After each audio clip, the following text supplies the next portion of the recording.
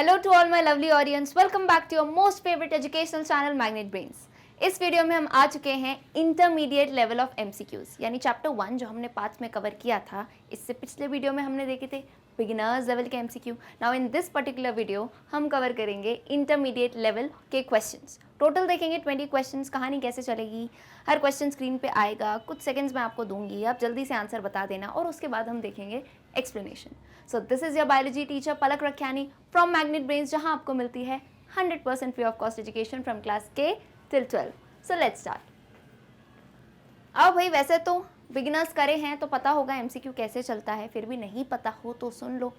जिस ओलंपियाड की आप प्रिपरेशन कर रहे हो उसमें हमें पता है क्या पूछे जाते हैं एमसीक्यूज, यानी थ्योरी आपको नहीं लिखनी है। तो यहाँ पे हम जो प्रैक्टिस कर रहे हैं वो प्रैक्टिस करते हैं अप्रोच की, कि how you need to, because जैसे क्वेश्चन आएंगे तो आप अप्रोच कैसे करो एमसीक्यू की। इज इट क्लियर और नॉट? सो फर्स्ट क्वेश्चन आपकी स्क्रीन पे है, 4 ऑप्शंस हैं, एक ऑप्शन करेक्ट होगा। मैं क्वेश्चन पढ़ूंगी, कुछ सेकंड्स आपको दूंगी, चंद सेकंड, और उसी में जो है आप आंसर बता देना, और नहीं बता पाए तो कोई बात नहीं, रुक जाना, फिर एक्सप्लेनेशन देखना। Alright, so let's start. Question number 1 on your screen. Chlorophyll activates on exposure to dash. A. Water, B. Soil, C. Light, D. CO2. बोलोगे मैम ऐसा लग रहा है 10th स्टैंडर्ड नहीं 6th स्टैंडर्ड में आ गए हम, ऐसा क्वेश्चन दिया है।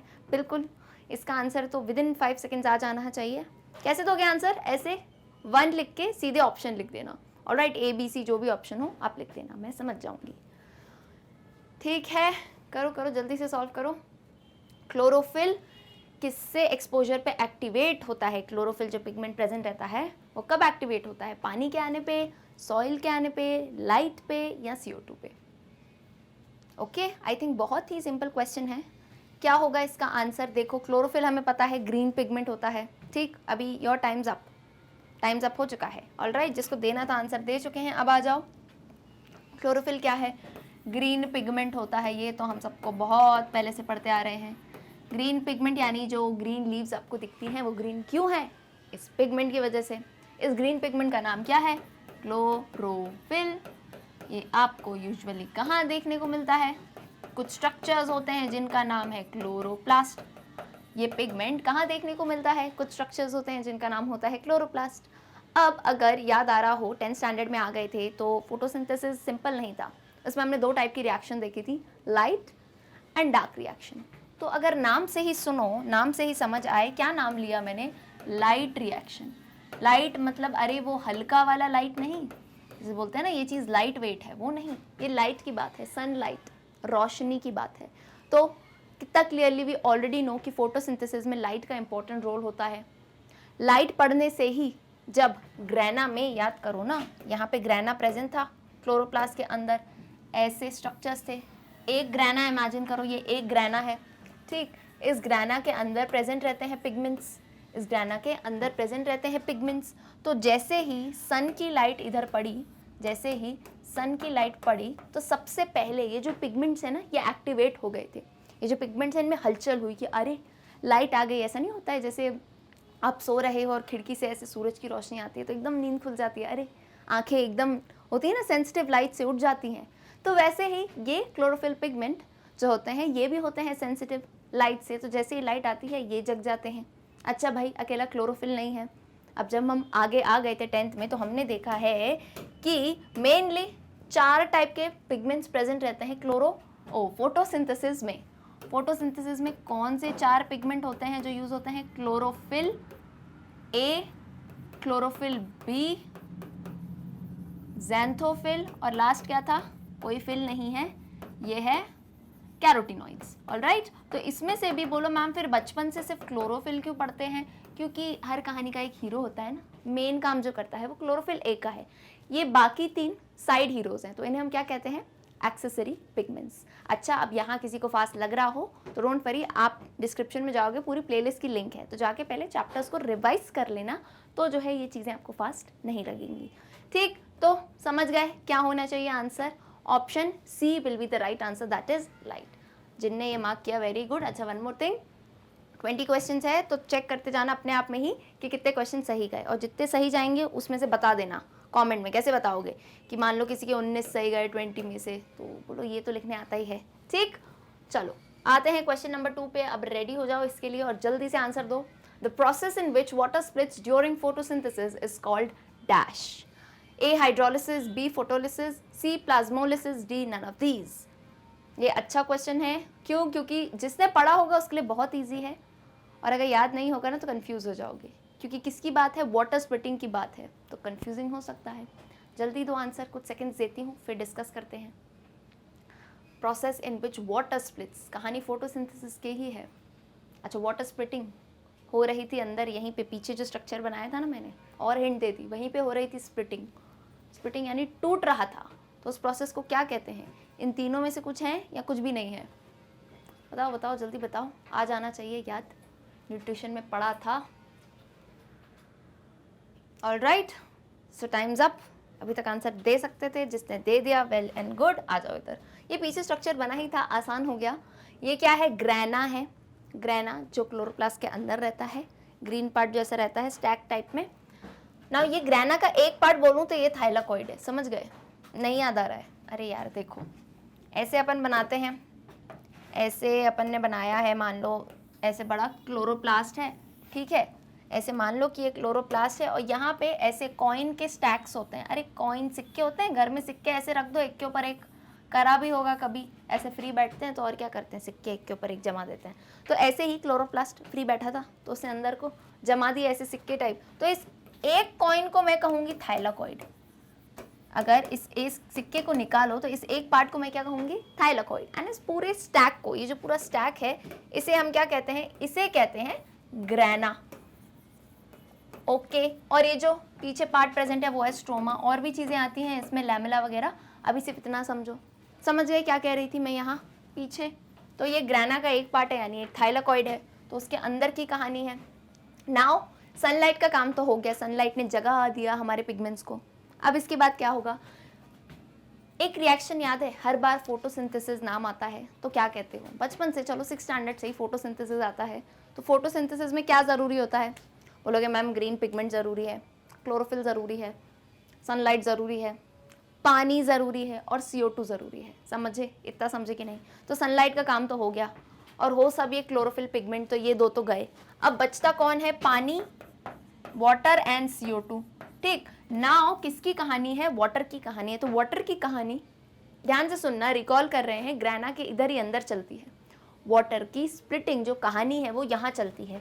कैसे स्प्लिट होता है? एक रिएक्शन भी मैंने लिखवाई थी, याद हो तो बहुत अच्छी बात है। बैलेंस रिएक्शन है, दो वाटर के मॉलिक्यूल लेते हैं, वो स्प्लिट होंगे। वो स्प्लिट यानी क्या? टूटेंगे। स्प्लिट यानी क्या? टूटे। अरे डांस शोज वगैरह देखते हो कैसे दो पैर से स्प्लिट कर देते हैं, टूट जाते हैं, पर उनके पैर नहीं टूटते, वो अलग बात है। तो वैसे ही ये जो वाटर मॉलिक्यूल है इसको स्प्लिट कर देंगे, तोड़ देंगे। किसमें टूटेगा? 4 H+ के आयन, 4 इलेक्ट्रॉन और ऑक्सीजन। कुछ याद आया कि नहीं बताओ मुझे? अब तो याद आ जाना चाहिए। ऑक्सीजन, अरे यही ऑक्सीजन जो बाहर निकलेगा, ये आ जाएगा ना। बोलते तो हैं प्लांट से हमें ऑक्सीजन मिलती है। कैसे मिलती है? अरे ऐसे मिलती है। ये वाटर स्प्लिट हुआ, इससे एक मॉलिक्यूल ऑक्सीजन का बाहर आएगा। 2 वाटर जब स्प्लिट होंगे, 2 वाटर के मॉलिक्यूल जब स्प्लिट होंगे, तब एक ऑक्सीजन मॉलिक्यूल बाहर आएगा। और यहाँ देखो, ये पूछा क्या गया है क्वेश्चन में, एक बार क्वेश्चन फिर से पढ़ो। The process in which water splits during photosynthesis is called. तो ये स्प्लिटिंग ही तो करी, मतलब एरो के ऊपर प्रोसेस आना था। इस प्रोसेस का नाम है फोटोलिसिस। क्या नाम है? फोटोलिसिस। बोलो मैम फोटोलिसिस क्यों? अरे भाई स्प्लिट कैसे हुआ वाटर? ये अभी थोड़ी देर पहले सूर्य का प्रकाश डाला नहीं था, सोलर एनर्जी, सनलाइट आई, क्लोरोफिल पिगमेंट नाचने लगा, अरे बाप रे कुछ तो हुआ है, और उसके बाद उसी एनर्जी से जो है वाटर स्प्लिट हो गया। कोई भी काम करने के लिए एनर्जी चाहिए होती कि नहीं? इतना मानते हो कि नहीं? तो फिर वाटर स्प्लिट अपने आप तो नहीं हो जाएगा। मान लो आपके यहाँ ऐसे ग्लास में पानी रखा है, अपने आप उसमें रिएक्शन थोड़ी ना चलेगी भाई, कुछ एनर्जी आएगी, कुछ हरकत होगी, तभी तो होगा काम। तो वैसे ही यहाँ पे सनलाइट पड़ी थी। सनलाइट फिर से बताते कौन सा फोटो है, आधार कार्ड के फोटो की बात नहीं है, ये फोटो फोटोन की बात है। फोटोन क्या होता है? सन की जो एनर्जी आती है, सनलाइट, ऐसे हम तो यूजुअली एरो बना देते हैं, हम तो डायग्राम में एरो बना देते हैं, लाइट आ रही है तो आपको लगता है सन ऐसे तीर फेंक रहा है, ऐसा थोड़ी ना होता है भाई। साइंटिस्ट ने डिस्कवर किया है कि जो एनर्जी आती है in the form of packet आती है, ऐसे ऐसे कंटिन्यूस पैकेट्स आते हैं। इन्हीं पैकेट का नाम दिया गया था फोटोन। अब फोटोन में इनने कहा एन जरा हटा देते हैं, नाम रखने में फोटो अच्छा सुनाई देता है, तो तो फोटोन में से एन हटाया, फोटो नाम आ गया, फोटोसिंथेसिस पहला नाम तो ये आया, और दूसरा ब्रेक डाउन ऑफ वाटर या splitting of water photolysis. Lysis यानी टूटना ही होता है, लाइसिस भी कह सकते हैं, ठीक है। तो फोटोलिसिस क्या हुआ, ब्रेक डाउन और splitting of water during photosynthesis. तो प्रोसेस का नाम समझ गए। अब पता है क्या, किसी ने अगर ये पढ़ा नहीं होता ना तो वो हाइड्रोलिसिस कर देता। हाइड्रोलिसिस क्यों, क्योंकि उन्हें लगता है कि भाई पानी टूट रहा है, बट नहीं, photolysis is the correct answer. अगर यही आंसर दिया है तो वेरी गुड। चलो option B is the correct answer. अब क्वेश्चन 3 के लिए रेडी रहना बिल्कुल। Question number 3 on your screen, chlorophyll is present in dash, A in the grana of chloroplast, B on the surface of chloroplast, C in the stroma, D dispersed throughout the chloroplast। बहुत easy question, पीछे ही मेरे को लग रहा है मैंने answer बनाते बनाते बता ही दिया था इसका भी, क्योंकि कहानी एक सी ही चल रही है फोटोसिंथेसिस से रिलेटेड। अभी क्लोरोफिल पूछ रहे हैं कहाँ मिलता है भाई, तो जल्दी से बता दो, बहुत ही ईजी क्वेश्चन है। अच्छा ईजी इसलिए लग रहे हैं क्योंकि अपन ये पढ़ चुके हैं, है ना, क्योंकि अपन ये पढ़ चुके हैं, नहीं तो ग्रैना स्ट्रोमा ये सब क्या है ये समझ ही नहीं आए। जल्दी से बताओ क्वेश्चन 3 का आंसर क्या है। सिंपल क्वेश्चन, क्लोरोफिल कहाँ मिलता है, ग्रैना पे, सरफेस पे, स्ट्रोमा पे, या फिर क्लोरोप्लास्ट से डिस्पर्स होते हुए। ओके भाई टाइम्स अप, आ जाओ। Chlorophyll is present in dash. अभी क्लियरली मैंने आपको क्लोरोप्लास्ट का ये स्ट्रक्चर बना के दिखाया था, देख लो। क्लोरोप्लास्ट का स्ट्रक्चर था, यहाँ ग्रैना था, यहाँ स्ट्रोमा था, ये मैंने बताया ना, ये थाइलाकॉइड है, इसी के अंदर प्रेजेंट मिलेगा आपको क्या क्या मिलेगा, क्लोरोफिल मिलेगा। इन्हीं के अंदर पिगमेंट रहता है क्लोरोफिल, जो लाइट आने पे एकदम उत्सुक हो जाता है, ओ वाह लाइट आ गई तो मुझे काम करना है, ठीक। तो अगेन कितना इजी आंसर है, option A is the correct answer. Chlorophyll is present in the grana of chloroplast. Clear. चलिए भाई question number 4, it is a good question, time दे दूंगी मैं। Which of the following shows correct information. आपको 4 reactions दिख रही हैं भाई, और इनमें से पूछ रहे हैं, ध्यान से सुनना, करेक्ट इन्फॉर्मेशन कौन सी है। ऐसे फ्लो चार्ट चल रहा है तो देखो, ऑब्जर्व करो, मैं रीड करती हूँ तब तक आंसर बता देना, है ना। Option A, glucose in mitochondria breaks down into pyruvate in cytoplasm which gives CO2 plus H2O plus energy। Option B, glucose in cytoplasm gives pyruvate in mitochondria and gives CO2 plus H2O plus energy। Option C, glucose in cytoplasm gives pyruvate plus energy in mitochondria gives CO2 plus H2O and glucose in cytoplasm gives pyruvate plus energy in mitochondria CO2 H2O energy। बोलो ma'am ये क्या है, अब पढ़ा नहीं होगा ना तो सब घूमेगा दिमाग के ऊपर से, बहुत ईजी है ये। अच्छा ये जो इन साइटोप्लाज्म लिखा है ना, ये समझ रहे हो ना कि यहाँ पे दिया है ये साइटोप्लाज्म के अंदर ये एक्टिविटी हुई है, फिर जब इन माइटोकॉन्ड्रिया दिया है तो ये आगे वाली एक्टिविटी वहाँ हुई है, कंफ्यूज मत होना। इतनी बड़ी हिंट तो दे दी मैंने, अब बता दो आंसर। इतना तो समझ गए कि हाँ मैम ग्लूकोज का ब्रेक डाउन हो रहा है, और ये प्रोसेस और हिंट दे दूँ और काम आसान कर दूँ, तो जब हमने रेस्पिरेशन देखा था, याद है रेस्पिरेशन देखा था, तब यहाँ पे एक्टिविटी देखी थी कैसे स्प्लिट होता है जो ग्लूकोज, अरे वही ग्लूकोज जो आपने खाया था, खाना तो खा लिया, अब उस एनर्जी को निकालेगा कौन, वो स्टोर्ड है, खजाना है पर खजाना बंद है, चाबी तो चाहिए उसकी, तो चाबी के लिए हमने रेस्पिरेशन किया था। बता दो जल्दी से आंसर। साइटोप्लाज्म माइटोकॉन्ड्रिया दोनों जगह पे कुछ एक्टिविटीज चली थी। क्लियर है, आ जाओ भाई, इससे ज़्यादा कितना टाइम दूंगी मैं, बताओ, आओ इधर आओ।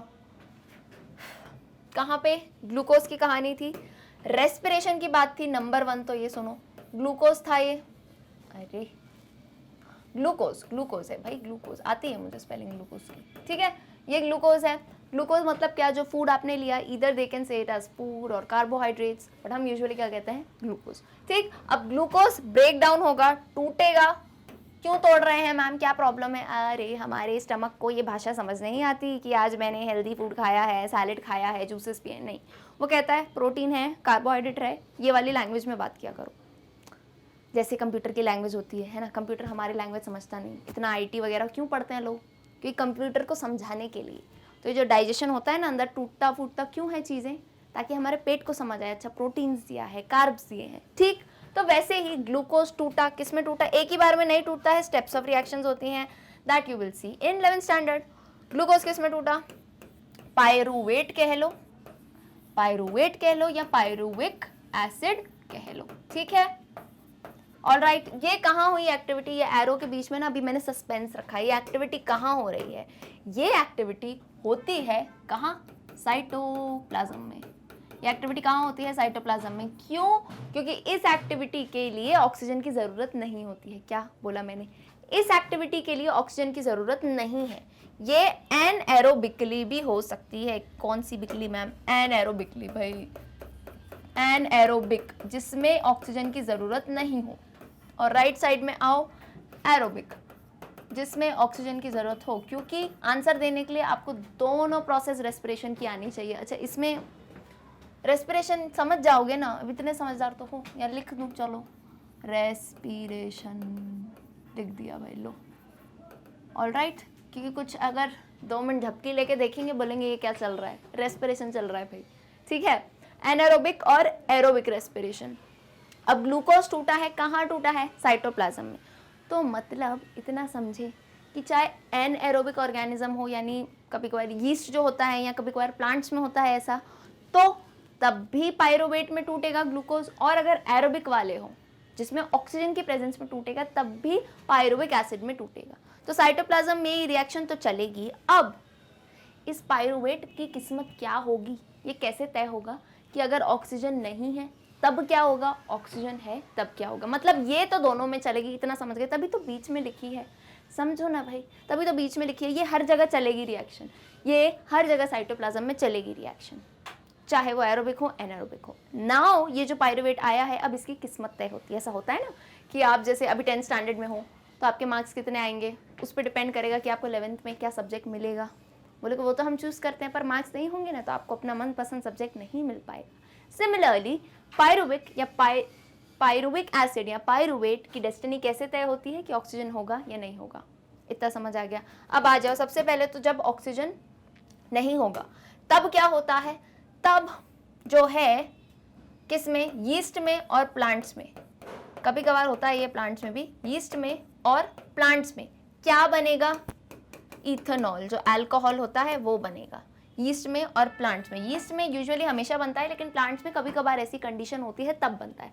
दूसरा, एनिमल्स में। बोलो मैम एनिमल्स में भी ऐसा होता है? हाँ भाई होता है ना। जब आप ढंग से ऑक्सीजन नहीं लेते हो, ढंग से सांस नहीं लेते हो, तो हमारी जो मसल्स हैं, यूजुअली जब बहुत ही रिग्रेस आप वर्कआउट कर रहे हो या ऐसा कोई काम कर रहे हो, तो क्या ऑक्सीजन अपन अच्छे से लेते नहीं हैं, या सीढ़ियाँ वीडिया चढ़ ली बहुत सारी, तो क्या होता है हमारी मसल्स में ग्लूकोज की पायरुविक एसिड सही से टूटने की जगह क्या बनने लगता है? लैक्टिक एसिड मसल्स में, एनिमल्स में, ठीक है। ये केसेस हैं, ये होता है कब? एनएरोबिक कंडीशन में। On the other hand aerobic, जब बहुत ही भरपूर ऑक्सीजन है, तब क्या होता है पता है? तब बढ़िया सी एनर्जी निकलती है। तब क्या निकलती है? बढ़िया सी एनर्जी निकलती है। अरे वही एनर्जी जिसकी हमें ज़रूरत थी, जिसकी हमें ज़रूरत थी। और उसी के साथ CO2 प्लस वाटर निकलता है। यही CO2 जो हमारे वेन्स लेके जाते हैं, कचरा वाला आता है ना, इस कचरे को लेके जाता है। तो मेन जो एनर्जी निकलती है ना, वो यहाँ निकलती है। इज इट क्लियर और नॉट? अच्छा, ATP वगैरह बात आगे करूँगी अगर क्वेश्चन आएगा तो। अभी के लिए आपको सिर्फ ये समझना था क्या कि देखो ग्लूकोज साइटोप्लाज्म में पायरुवेट या पायरुविक एसिड में बदला। नाउ ये जो रिएक्शन है लेफ्ट साइड, ये साइटोप्लाज्म में ही चलेगी। ये ना साइटोप्लाज्म मुझे लेफ्ट साइड लिखना चाहिए तो थोड़ा और बेटर रहेगा, ठीक है। लाल से लिखना चाहती हूँ मैं, क्या? साइटोप्लाज्म, इतना बड़ा बड़ा लिख दिया है, अब समझ गए। ऑलराइट, नाउ राइट साइड में एरोबिक। एरोबिक रेस्पिरेशन ध्यान से सुनना, ये होता है कहाँ पे? ये होता है माइटोकॉन्ड्रिया में हमेशा। ये कहाँ होता है? माइटोकॉन्ड्रिया में, क्योंकि पीछे आपने नाम देखे थे ना कौन सी रिएक्शन कहाँ हो रही है।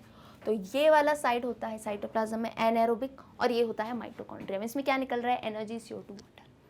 क्लियर हुई बात? ये अच्छे से देखो, ये नोट डाउन भी कर लो, क्योंकि अब जब आंसर देना होगा ना तो फिर भूल जाओगी कि कौन कहाँ था।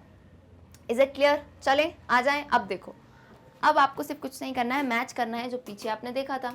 कैसे करोगे? पहला देखो, पहला बोल रहे हैं ग्लूकोज टूटा पायरुवेट में, लेकिन कहाँ? माइटोकॉन्ड्रिया। अभी क्लियरली, तभी तो मैंने इतने बड़े अक्षरों में लिखा है ग्लूकोज पायरुवेट में जब टूटेगा, कहाँ टूटेगा? साइटोप्लाज्म में। हमेशा हर ऑर्गेनिज्म में एक्टिविटी होगी, ये टूटेगा हमेशा साइटोप्लाज्म में। और यहाँ इन्होंने लिख दिया माइटोकॉन्ड्रिया, मतलब पहली रिएक्शन शुरू होते ही गलत है, तो ऑप्शन ए तो छोड़ दो। अब 3 ऑप्शन बचते हैं। अच्छा, इस मेथड को क्या कहते हैं? इसे कहते हैं एलिमिनेशन मेथड। जैसे रियलिटी शोज में नहीं एलिमिनेट करते जाते हैं कंटेस्टेंट को, वैसे ही यहाँ पे when we are very sure about any question और जो है ठीक है, पर कभी कभार लगता है नहीं भाई एलिमिनेशन से चल सकती है कहानी कि ये तो नहीं होगा, इतना तो पता है, तो इसको एलिमिनेट कर दो, बचे कौन? 3। अब आ जाओ ऑप्शन बी पे, बोला ग्लूकोज साइटोप्लाज्म में पायरुवेट में बदला, बहुत अच्छी बात कही है, यहाँ तक तो सही चल रहे थे। अब देखो पायरुवेट माइटोकॉन्ड्रिया में किस में बदला है? CO2 H2O energy. बोलो वाह मैम ये तो सही दिख रहा है, बिकॉज यही सही आंसर है, देखो ना बिल्कुल करेक्ट है, कुछ भी गलत नहीं है। ग्लूकोज साइटोप्लाज्म में पायरुवेट में बदला, पायरुवेट इन माइटोकॉन्ड्रिया किस में कन्वर्ट हुआ? CO2 H2O energy. So option B is the absolute correct answer, और जिसने यही ऑप्शन दिया है very good from my end. Clear? आ जाइए भाई, ready for question number 5। Okay, when teeth are different in shape, size and function, then these are called dash. A heterodont, B thecodont, C deciduous या D none of these, giving you a few seconds. Easy question है, हल्का सा confusing, मतलब हल्का सा आपको confuse करना चाहा है सेम टर्म्स देके, बट आई नो आप लोग स्मार्ट हो, सही आंसर बता दोगे। जल्दी से 2 आंसर कमेंट करके जल्दी से। क्वेश्चन नंबर 5 का when teeth are different बोल रहे हैं, टीथ जब शेप में, साइज में और फंक्शन में अलग होते हैं तो उसको कहा क्या जाता है? उन टाइप के टीथ को हेटेरोडोंट कहते हैं, थीकोडोंट, डेसिडियस या नन ऑफ दीस, इनमें से कुछ भी नहीं। तो बहुत आसान आंसर है इसका, बहुत ही आसान। Alright, your time's up. चलो भाई आ जाओ, अब मैं बताती हूँ क्या है कहानी इसकी। टीथ, दांत याद आ रहे हो तो ये हमने न्यूट्रिशन में ही पढ़े थे। क्यों? Because they are a part of our digestive system. दांतों की कहानी तो बहुत ही इंपॉर्टेंट है भाई, है ना, क्योंकि जैसे ही मुंह में खाना जाता है तो च्यूइंग का काम कौन करता है? दांत करते हैं। तो टीथ की जब हमने स्टोरी देखी थी, ह्यूमंस में याद आता होगा, अलग अलग देखो अपना ही दांत, जरा कांच के सामने जाके देख लो, वो सब दांत कितने अलग अलग दिखते हैं, है ना, शेप अलग अलग है कि नहीं, किसी के तो और भी टेढ़े मेढ़े होते हैं, isn't it? तो अलग अलग शेप होते हैं, अलग अलग साइज होते हैं और उनके फंक्शन भी अलग अलग होते हैं। यानी टीथ के अंदर ही किसी का काम है ग्राइंड करना, किसी का काम है कट करना, किसी का काम है टीयर करना, ठीक। तो अलग होंगे जब शेप, साइज और फंक्शन में, तो उसको कहा जाता है, ध्यान से सुनना, हेटेरोडोंट।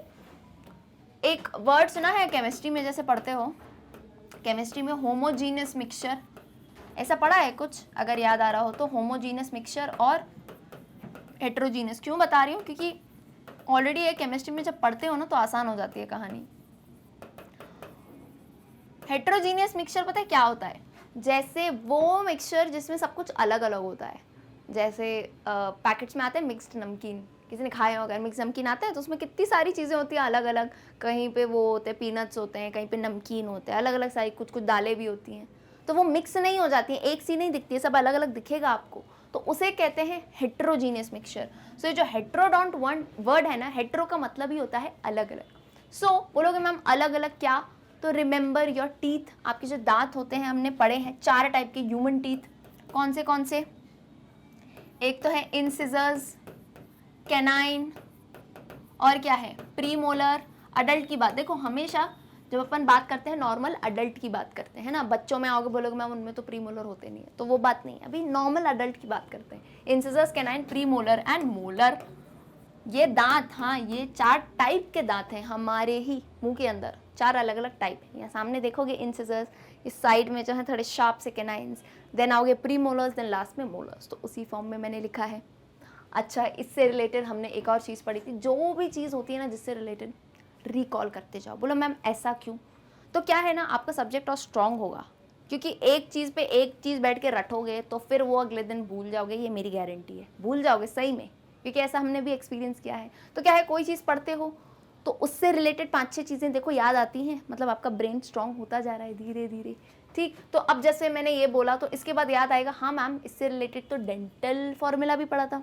डेंटल फॉर्मूला क्या होता है? देखो, जो हमारी माउथ में टीथ प्रेजेंट होते हैं उनके नंबर्स के ऊपर एक फॉर्मूला बना है, ठीक है, उनके नंबर्स के ऊपर एक फॉर्मूला बना है। ये फॉर्मूला कैसे बना है ये भी ध्यान से सुनना है ना, मेरी बात ध्यान से सुनना, और जो है अपने मुंह से भी इसको रिलेट करते जाना, ठीक है, क्योंकि मेरा मुंह तो ना मैं बड़ा नहीं करके दिखा सकती ना कि ये देखो ये दांत यहाँ से चालू है, तो अपना मुंह देख रहे हो, टीथ है यहाँ पे, ठीक है। अब एक पार्ट ऑफ द टीथ, जैसे अपन बोलते हैं ना कि 4 देखो क्वाड्रेट टाइप बन गया, ये मान लो ये आपके दांत हैं, ओके, हंसना नहीं बिल्कुल भी, है ना, ये मान लो अभी के लिए कि ये दांत हैं, अब इतने सारे नहीं बनाऊंगी मैं, ठीक।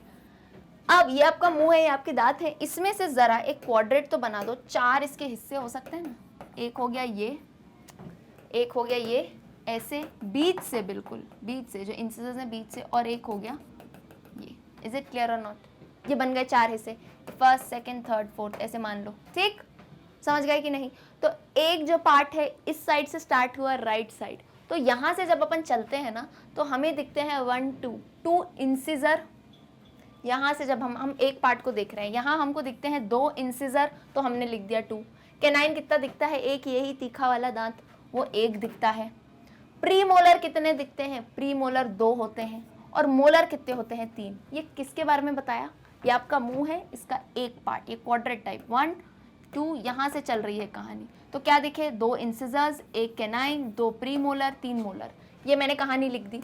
नाउ इस पे मैंने डिवाइड का साइन लगा दिया, इस पे मैंने डिवाइड का साइन लगा दिया ऐसे नीचे। ये नीचे का मतलब है यही नीचे वाला जो पार्ट है, इसमें भी तो सेम चीज़ें दिखेंगी। ठीक, तो इसमें भी दिख रहा है 2 incisor, 1 canine, 2 pre molar, 3 molar. ठीक है, बोलोगे मैम ये तो 2 की कहानी हो गई, ये 2 कहाँ गए? अब फिर से ज़रूरत थोड़ी ना लिखने की, अब क्या कर दो, थोड़ी मैथ्स तो आती है, इंटू 2 कर दो। क्या कर दिया? इंटू 2 कर दिया। इंटू 2 किया तो कितने होते हैं टोटल ह्यूमन में दांत कितने होते हैं? किसी किसी को नंबर याद नहीं हो तो ये कहानी याद रखा करो ना। बात बोलते हैं ना कि तेरी 32 ही तोड़ दूंगा, ऐसे लड़ाई वड़ाई होती है, 32 ही, तो 32 ही क्यों कहते हैं? अरे क्योंकि 32 दांत हैं तभी तो 32 ही कहते हैं। तो देखो ये हो जाता है हमारा क्या, डेंटल फॉर्मूला। इसको कृपया करके रिक्वेस्ट है रटना नहीं है। इफ़ यू विल गो कि भाई हम इसको रट लें तो ये भूल सकते हो। क्यों? बिकॉज नंबर्स होते हैं ना, ऐसे नंबर्स थोड़ी ना रटोगे। यू नीड टू पहले समझो, जैसे ऐसी कहानी है, फिगर भी बना लो ऐसा ही रफ सा, बहुत ज़रूरी नहीं है सुंदर से दांत बनाओ, रफ सा फिगर बना लो और उसमें जो है लर्न कर लो। क्या बोला? ये हैं 2, ऐसे लिख देती हूँ, चलो ऊपर लिख देती हूँ। क्या है ये? Incisor, canine, premolar, molar. ठीक, ऊपर भी ये, नीचे भी ये, और बाकी 2 साइड भी थे तो इंटू 2 कर दिया। कितने होते हैं? 32, 32 टीथ नॉर्मल अडल्ट ह्यूमन में। और बेबीज़ में कितने होते हैं? 20 दांत होते हैं। ठीक है, उनका डेंटल फॉर्मूला भी है, पर अभी के लिए ये याद रखो। उनमें कुछ नहीं होता है, प्री मोलर हटा दो, 0 कर दो, और 1 मोलर हटा दो, तो 2 1 0 2। ठीक, इतना याद हुआ। हेट्रोडोंट समझे? तो बोलोगे मैम थीकोडोंट क्या होता है फिर? ये सवाल तो आ रहे होंगे ना। देखो थीकोडोंट बहुत ही ईजी है, कुछ नहीं है। थीकोडोंट उन टाइप के टीथ्स को कहते हैं, हमारे थीकोडोंट हैं, बिल्कुल सही बात है, हमारे टीथ थीकोडोंट ही हैं। लेकिन यहाँ क्वेश्चन तो पढ़िए, क्वेश्चन पूछ रहा है कि डिफरेंट जब शेप साइज फंक्शन हो तो उस टाइप के टीथ को हेट्रोडोंट कहते हैं, और हमारे टीथ थीकोडोंट कैसे हैं? क्योंकि हमारे टीथ जो हैं जॉ में इम्बेडेड रहते हैं। जॉ का जो सॉकेट होता है ना, सॉकेट, उसमें जबड़े में इम्बेडेड रहते हैं, ऐसा कहते हैं। तो इन टाइप के टीथ्स को हम थीकोडोंट कहते हैं। Is it clear? तो बिल्कुल हमारे थीकोडोंट हैं, लेकिन क्वेश्चन में पूछा है, जो पूछा है वैसा आंसर है, हेट्रोडोंट। ओके, डेसिडियस टीथ क्या होते हैं? वेरी सिंपल, वेरी इजी, जो टेम्पररी टीथ कहते हैं जैसे, अरे वही टीथ बचपन में टूट जाते हैं, अभी थोड़े साल पहले तक ये देखते हो किसी का ये दांत नहीं है, किसी का ये दांत नहीं है, टेम्पररी कह लो या बेबी टीथ भी कहते हैं। ये कितने होते हैं? पीछे ही बताया था मैंने, 20 इन नंबर होते हैं। क्लियर है? तो आंसर क्या हो गया? Very simple, option A heterodont is the correct answer. आइए question number 6, dentine is the dash. इतना ही क्वेश्चन है भाई। A softest part of the tooth, B hardest part of the tooth, C part of the tooth between enamel and pulp, D none of these. Dentine पूछ रहे हैं teeth का जो tooth है उसका कौन सा पार्ट होता है। तो अगेन थोड़ा सा ट्रिकी है, ज़्यादा नहीं है, बट कर लोगे आंसर। जल्दी से करो, फिर अपन क्विकली स्ट्रक्चर रिवाइज कर लेते हैं, रिकॉल कर लेते हैं डेंटाइन का। डेंटाइन सॉफ्टेस्ट पार्ट होता है या सबसे हार्डेस्ट पार्ट होता है, या फिर इनामल और पल्प के बीच में प्रेजेंट होता है, या इन तीनों में से कोई भी बात सही नहीं है। जल्दी बताओ क्वेश्चन 6 का आंसर। एनी टाइम्स अप, बहुत ही ईजी क्वेश्चन है, आ जाओ, है ना। 6th 7th क्लास में नहीं हो, 10th में आ गए हो, जल्दी जल्दी क्वेश्चन सॉल्व कर लिया करो। इसे अपन लिखे रहने देते हैं, इधर आ जाओ। किसकी बात कर रहे थे हम? डेंटाइन की भाई, हाँ डेंटाइन की बात है, याद है मुझे डेंटाइन की ये बात है। क्विकली जो है डेंटाइन को रिकॉल कर लेते हैं। ठीक है, चलो भाई, अब हम बनाते हैं यहाँ पे दांत। ये दांत हमने बनाया है और इसमें जो है ऐसा स्ट्रक्चर जा रहा है। ये क्या होगा? ये जिसको पता है कहेगा कि मैम ये तो डेंटाइन है। बिल्कुल सही समझे हो। यहाँ से जा रहा है ऐसे ऐसे होते हुए, ये समझ रहे हो ना, सॉकेट में अटैच्ड है टीथ, और हल्का सा यूं।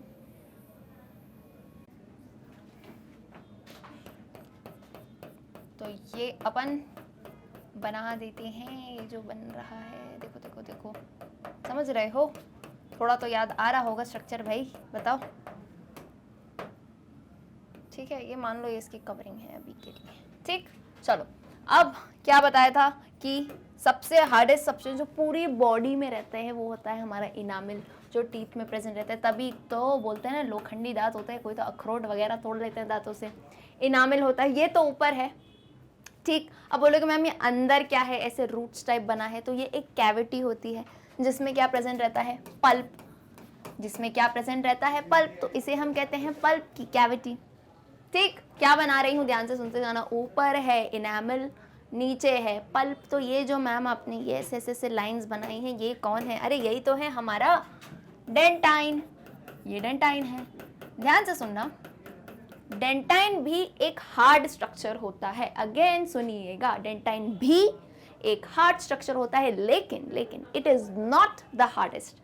अभी मैंने कहा था इनामिल होता है हार्डेस्ट स्ट्रक्चर, इनामिल होता है हार्डेस्ट। डेंटाइन भी हार्ड होता है बट ऑफ कोर्स उसके जितना नहीं।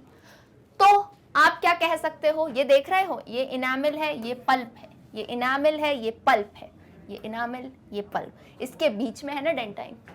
ये गाना क्यों गा रही थी मैं, देखो ऊपर इनामिल, नीचे पल्प, बीच में कौन है, डेंटाइन। तो ऑफ कोर्स जो सी ऑप्शन था उसमें, आई थिंक सी ऑप्शन था ना, हाँ यहाँ पे लिखा है ना, part of the tooth between enamel and pulp, because you can say it is the hardest part. Hard है बट हार्डेस्ट नहीं है। और दूसरी बात क्या कह सकते हो कि इनामिल और पल्प के बीच में है। तो ये बात, अब फिगर देख के देखो, डायग्राम देख के चीजें कोशिश करो जितनी याद हो सके उतनी किया करो। सो आई होप आपने रिकॉल कर लिया हो। ये क्वेश्चन सॉल्व करने का पर्पस हमारे ये नहीं है कि हम सिर्फ टिक करके आंसर बता देंगे, तो आपको कहीं भी मिल जाएगा। यहाँ अप्रोच है और यहाँ रिवीजन है, क्योंकि जब साथ साथ में पढ़ते हैं ना तो रिवीजन अच्छे से हो जाता है। ठीक है, चलो भाई, जिसने सी ऑप्शन दिया है answer well and good. Option C is the correct answer. Question 7 पे रेडी हो बिल्कुल। और ये वीडियो आप जब भी देख रहे हो ऐसा फील करो कि भाई अपन साथ में ही हैं, तो उसी टाइप से आप आंसर देते जाओ और लास्ट में आंसर चेक करो। तो क्या है, कमेंट्स में आप देखोगे ना कि यू आर स्टैंडिंग वेयर, आप ऐसे ही तो अपनी पोजीशन चेक कर सकते हो कि हाँ यार मैं कहाँ हूँ, मुझे कितनी तैयारी करनी है। ठीक, चलो क्वेश्चन नंबर 7 पे आए। Question number 7 on your screen. Amylolytic enzymes are produced from dash. A. Salivary gland and liver. B. Stomach and pancreas. C. Salivary glands and pancreas. D. Stomach and liver. It is a good question. Good question. I want to see किस किसने सही answer दिया इस वाले का। तो भाई अभी तक सो रहे थे तो जल्दी से जो है इसका आंसर तो बताना। क्वेश्चन नंबर 7 का आई वॉन्ट टू सी कौन दे रहा है सही आंसर। जो एमाइलोलिटिक एंजाइम होते हैं वो कहाँ कहाँ प्रोड्यूस होते हैं। ऐसे पेयर दिए गए हैं तो कौन सा पेयर सबसे करेक्ट है बताओ। एंजाइम्स न्यूट्रिशन की ही बात है, हेल्प करते हैं फूड को ब्रेक डाउन करने में।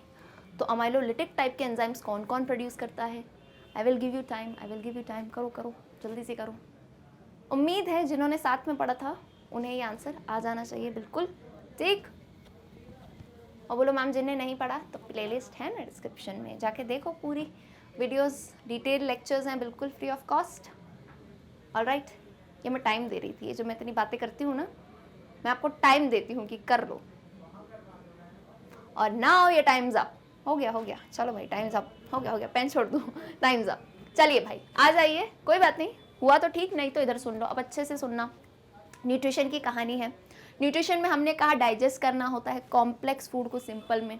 अब वो काम अकेले तो नहीं होता। देखो काम कराने में कोई मदद कर दे, कोई हाथ बटा दे तो मज़ा आ जाता है ना, काम कितना आसान लगने लगता है।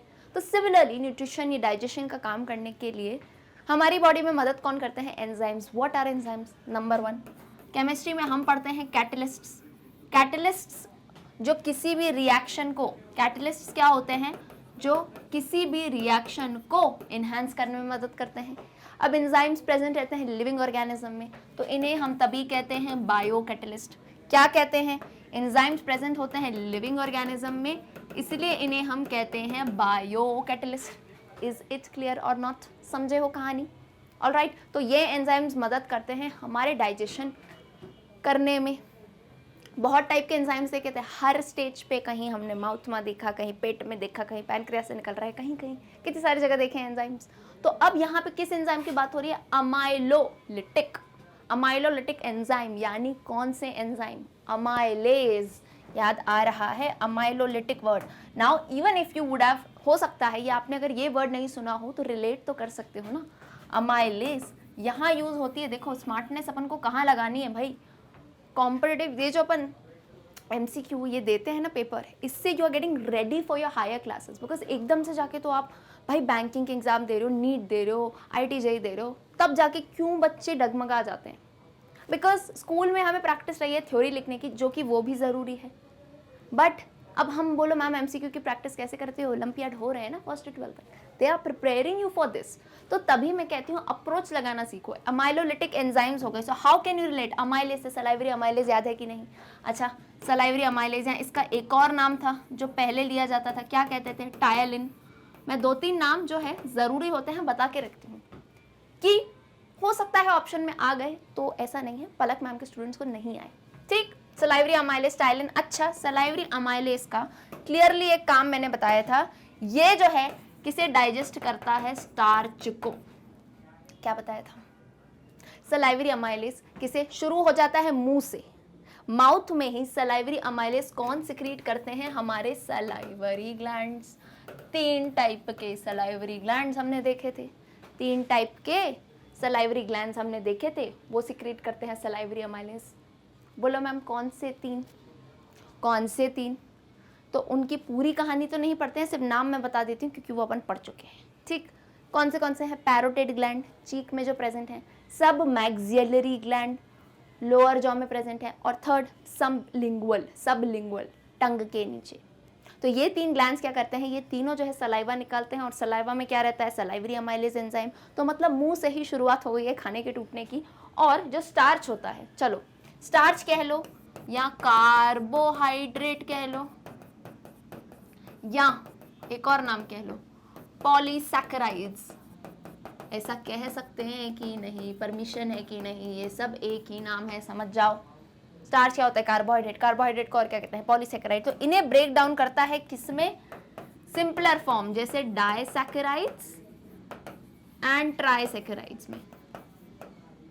समझ रहे हो कि नहीं? मुझे इतना बताओ, क्या समझ रहे हो?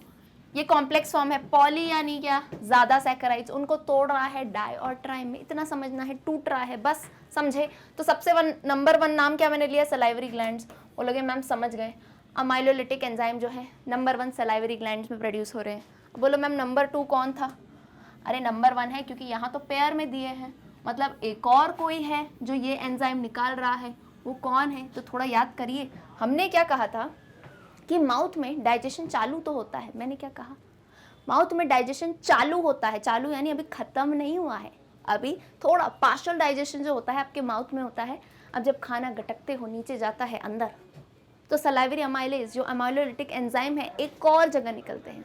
क्या बोला? अगेन सुनो, माउथ में काम चालू हुआ है, अभी मैंने ये तो नहीं कहा खत्म हो गया।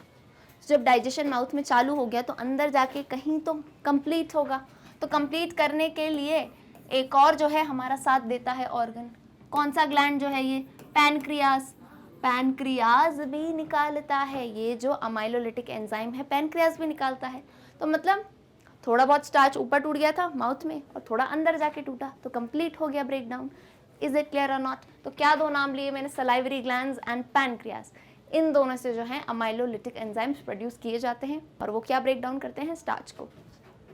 तो अब क्लियरली बता दो आंसर जिसने दिया है option C, salivary glands and pancreas. Well done. चलो भाई आ जाओ क्वेश्चन नंबर 8 पे। Question number 8, the main function of the lacteals of intestine is the absorption of dash. A amino acids, B glucose and vitamin, C fatty acids and glycerol, D lactic acid. This is I hope a easy question, a good question. Lacteals याद आ रहे हों? Lacteals याद आ रहे हों तो बताइएगा ज़रूर जल्दी से आंसर। तो फिर क्विकली अपन जो है देखते हैं लैक्टियल्स प्रेजेंट क्या होते हैं, कहाँ होते हैं, क्योंकि ये नाम बहुत ज़्यादा नहीं सुनते हैं लैक्टियल्स का, इतनी ज़्यादा कहानी देखी नहीं है। तो जिसको याद हो बहुत अच्छी बात है, नहीं तो मैं तो हूँ बताऊंगी। जल्दी दो आंसर, ऑप्शन ए, बी, सी या डी। इतना तो समझ गए, हाँ मैम इंटेस्टाइन की कहानी है और एब्जॉर्प्शन हो रहा है, मतलब खाना टूट तो गया है, खाना टूट तो गया है, अब एब्जॉर्ब हो रहा है। एब्जॉर्ब होने में लैक्टियल्स ऐसे कुछ हैं स्ट्रक्चर्स, कुछ तो हैं जो एब्जॉर्ब क्या करते हैं इन चारों में से। ऑलराइट, सो टाइम्स अप। चलो आ जाओ यहाँ पे, लैक्टियल्स। लैक्टियल क्या होते हैं? इंटेस्टाइन की बात थी, अब हमने क्या सुना था, इंटेस्टाइन में होता है एब्जॉर्प्शन। एब्जॉर्प्शन यानी का वही जो खाना आपने खाया था अब वो ब्रेक डाउन हुआ। ब्रेक डाउन हुआ क्यों हुआ था? अब वो बॉडी में एब्जॉर्ब हो, क्यों? क्योंकि बाकी तो बाहर निकलना है वेस्ट। तो जो एब्जॉर्ब होता है, एब्जॉर्ब करने के लिए हमारे इंटेस्टाइन में प्रेजेंट रहते हैं काफ़ी सारे, हमारे इंटेस्टाइन में प्रेजेंट रहते हैं काफ़ी सारे स्ट्रक्चर्स जिनका नाम है विलाय। क्या नाम है? विलाय। ऐसे बोलोगे मैम इतने बड़े नहीं, टाइनी, पर बहुत सारे होते हैं नंबर में विलाय। तो वो क्या करते हैं? सरफेस एरिया बढ़ा देते हैं। क्या करते हैं? सरफेस एरिया बढ़ा देते हैं ताकि एब्जॉर्प्शन अच्छे से हो सके। ठीक है कि नहीं? तो ये क्या है? एक विलाय है, और इसके अंदर मैं बनाऊंगी ना तो अब समझ जाओगे, डोंट वरी, समझ जाओगे अच्छे से क्या बन रहा है। ये ऐसा एक स्ट्रक्चर है, ये विलाय है बाहर से, और ये जो है हम इसमें बनाएंगे कुछ कुछ कैपिलरीज। समझ जाओगे बिल्कुल कि क्या बन रहा है। बिल्कुल, मैंने कहा ना, गारंटी दे रही हूँ याद आ जाएगा, बट 2 मिनट दो, जब पूरा स्ट्रक्चर बन जाएगा तो ये विलाय का स्ट्रक्चर जो है आपको याद आ जाएगा। ठीक, ये ब्लड कैपिलरीज समझ रहे हो कि नहीं? ये ब्लड कैपिलरीज हैं, ये वेन्स हैं, ये आर्टरीज हैं। ये एक तो पीछे से गई और एक जो है, अरे ये ब्लू थोड़ी ना है, ये रेड है। ठीक, समझ गए इतनी कहानी किसकी? बताओ। अब ये विलाय है, ये ब्लड कैपिलरीज है, तो बोलो मैम बीच में कौन है? ये बीच में भी तो कोई है। हाँ भाई, बीच में वही है जिसका नाम पीछे आया था, ये है लैक्टियल। ये क्या होता है? अरे लिम्फेटिक सिस्टम पढ़ा है कि नहीं? ये होता है एक लिम्फ का वेसल। लैक्टियल क्या होता है? लिम्फेटिक। 2 सिस्टम पढ़ते हैं, एक तो ब्लड का सर्कुलेटरी और दूसरा लिम्फेटिक सिस्टम।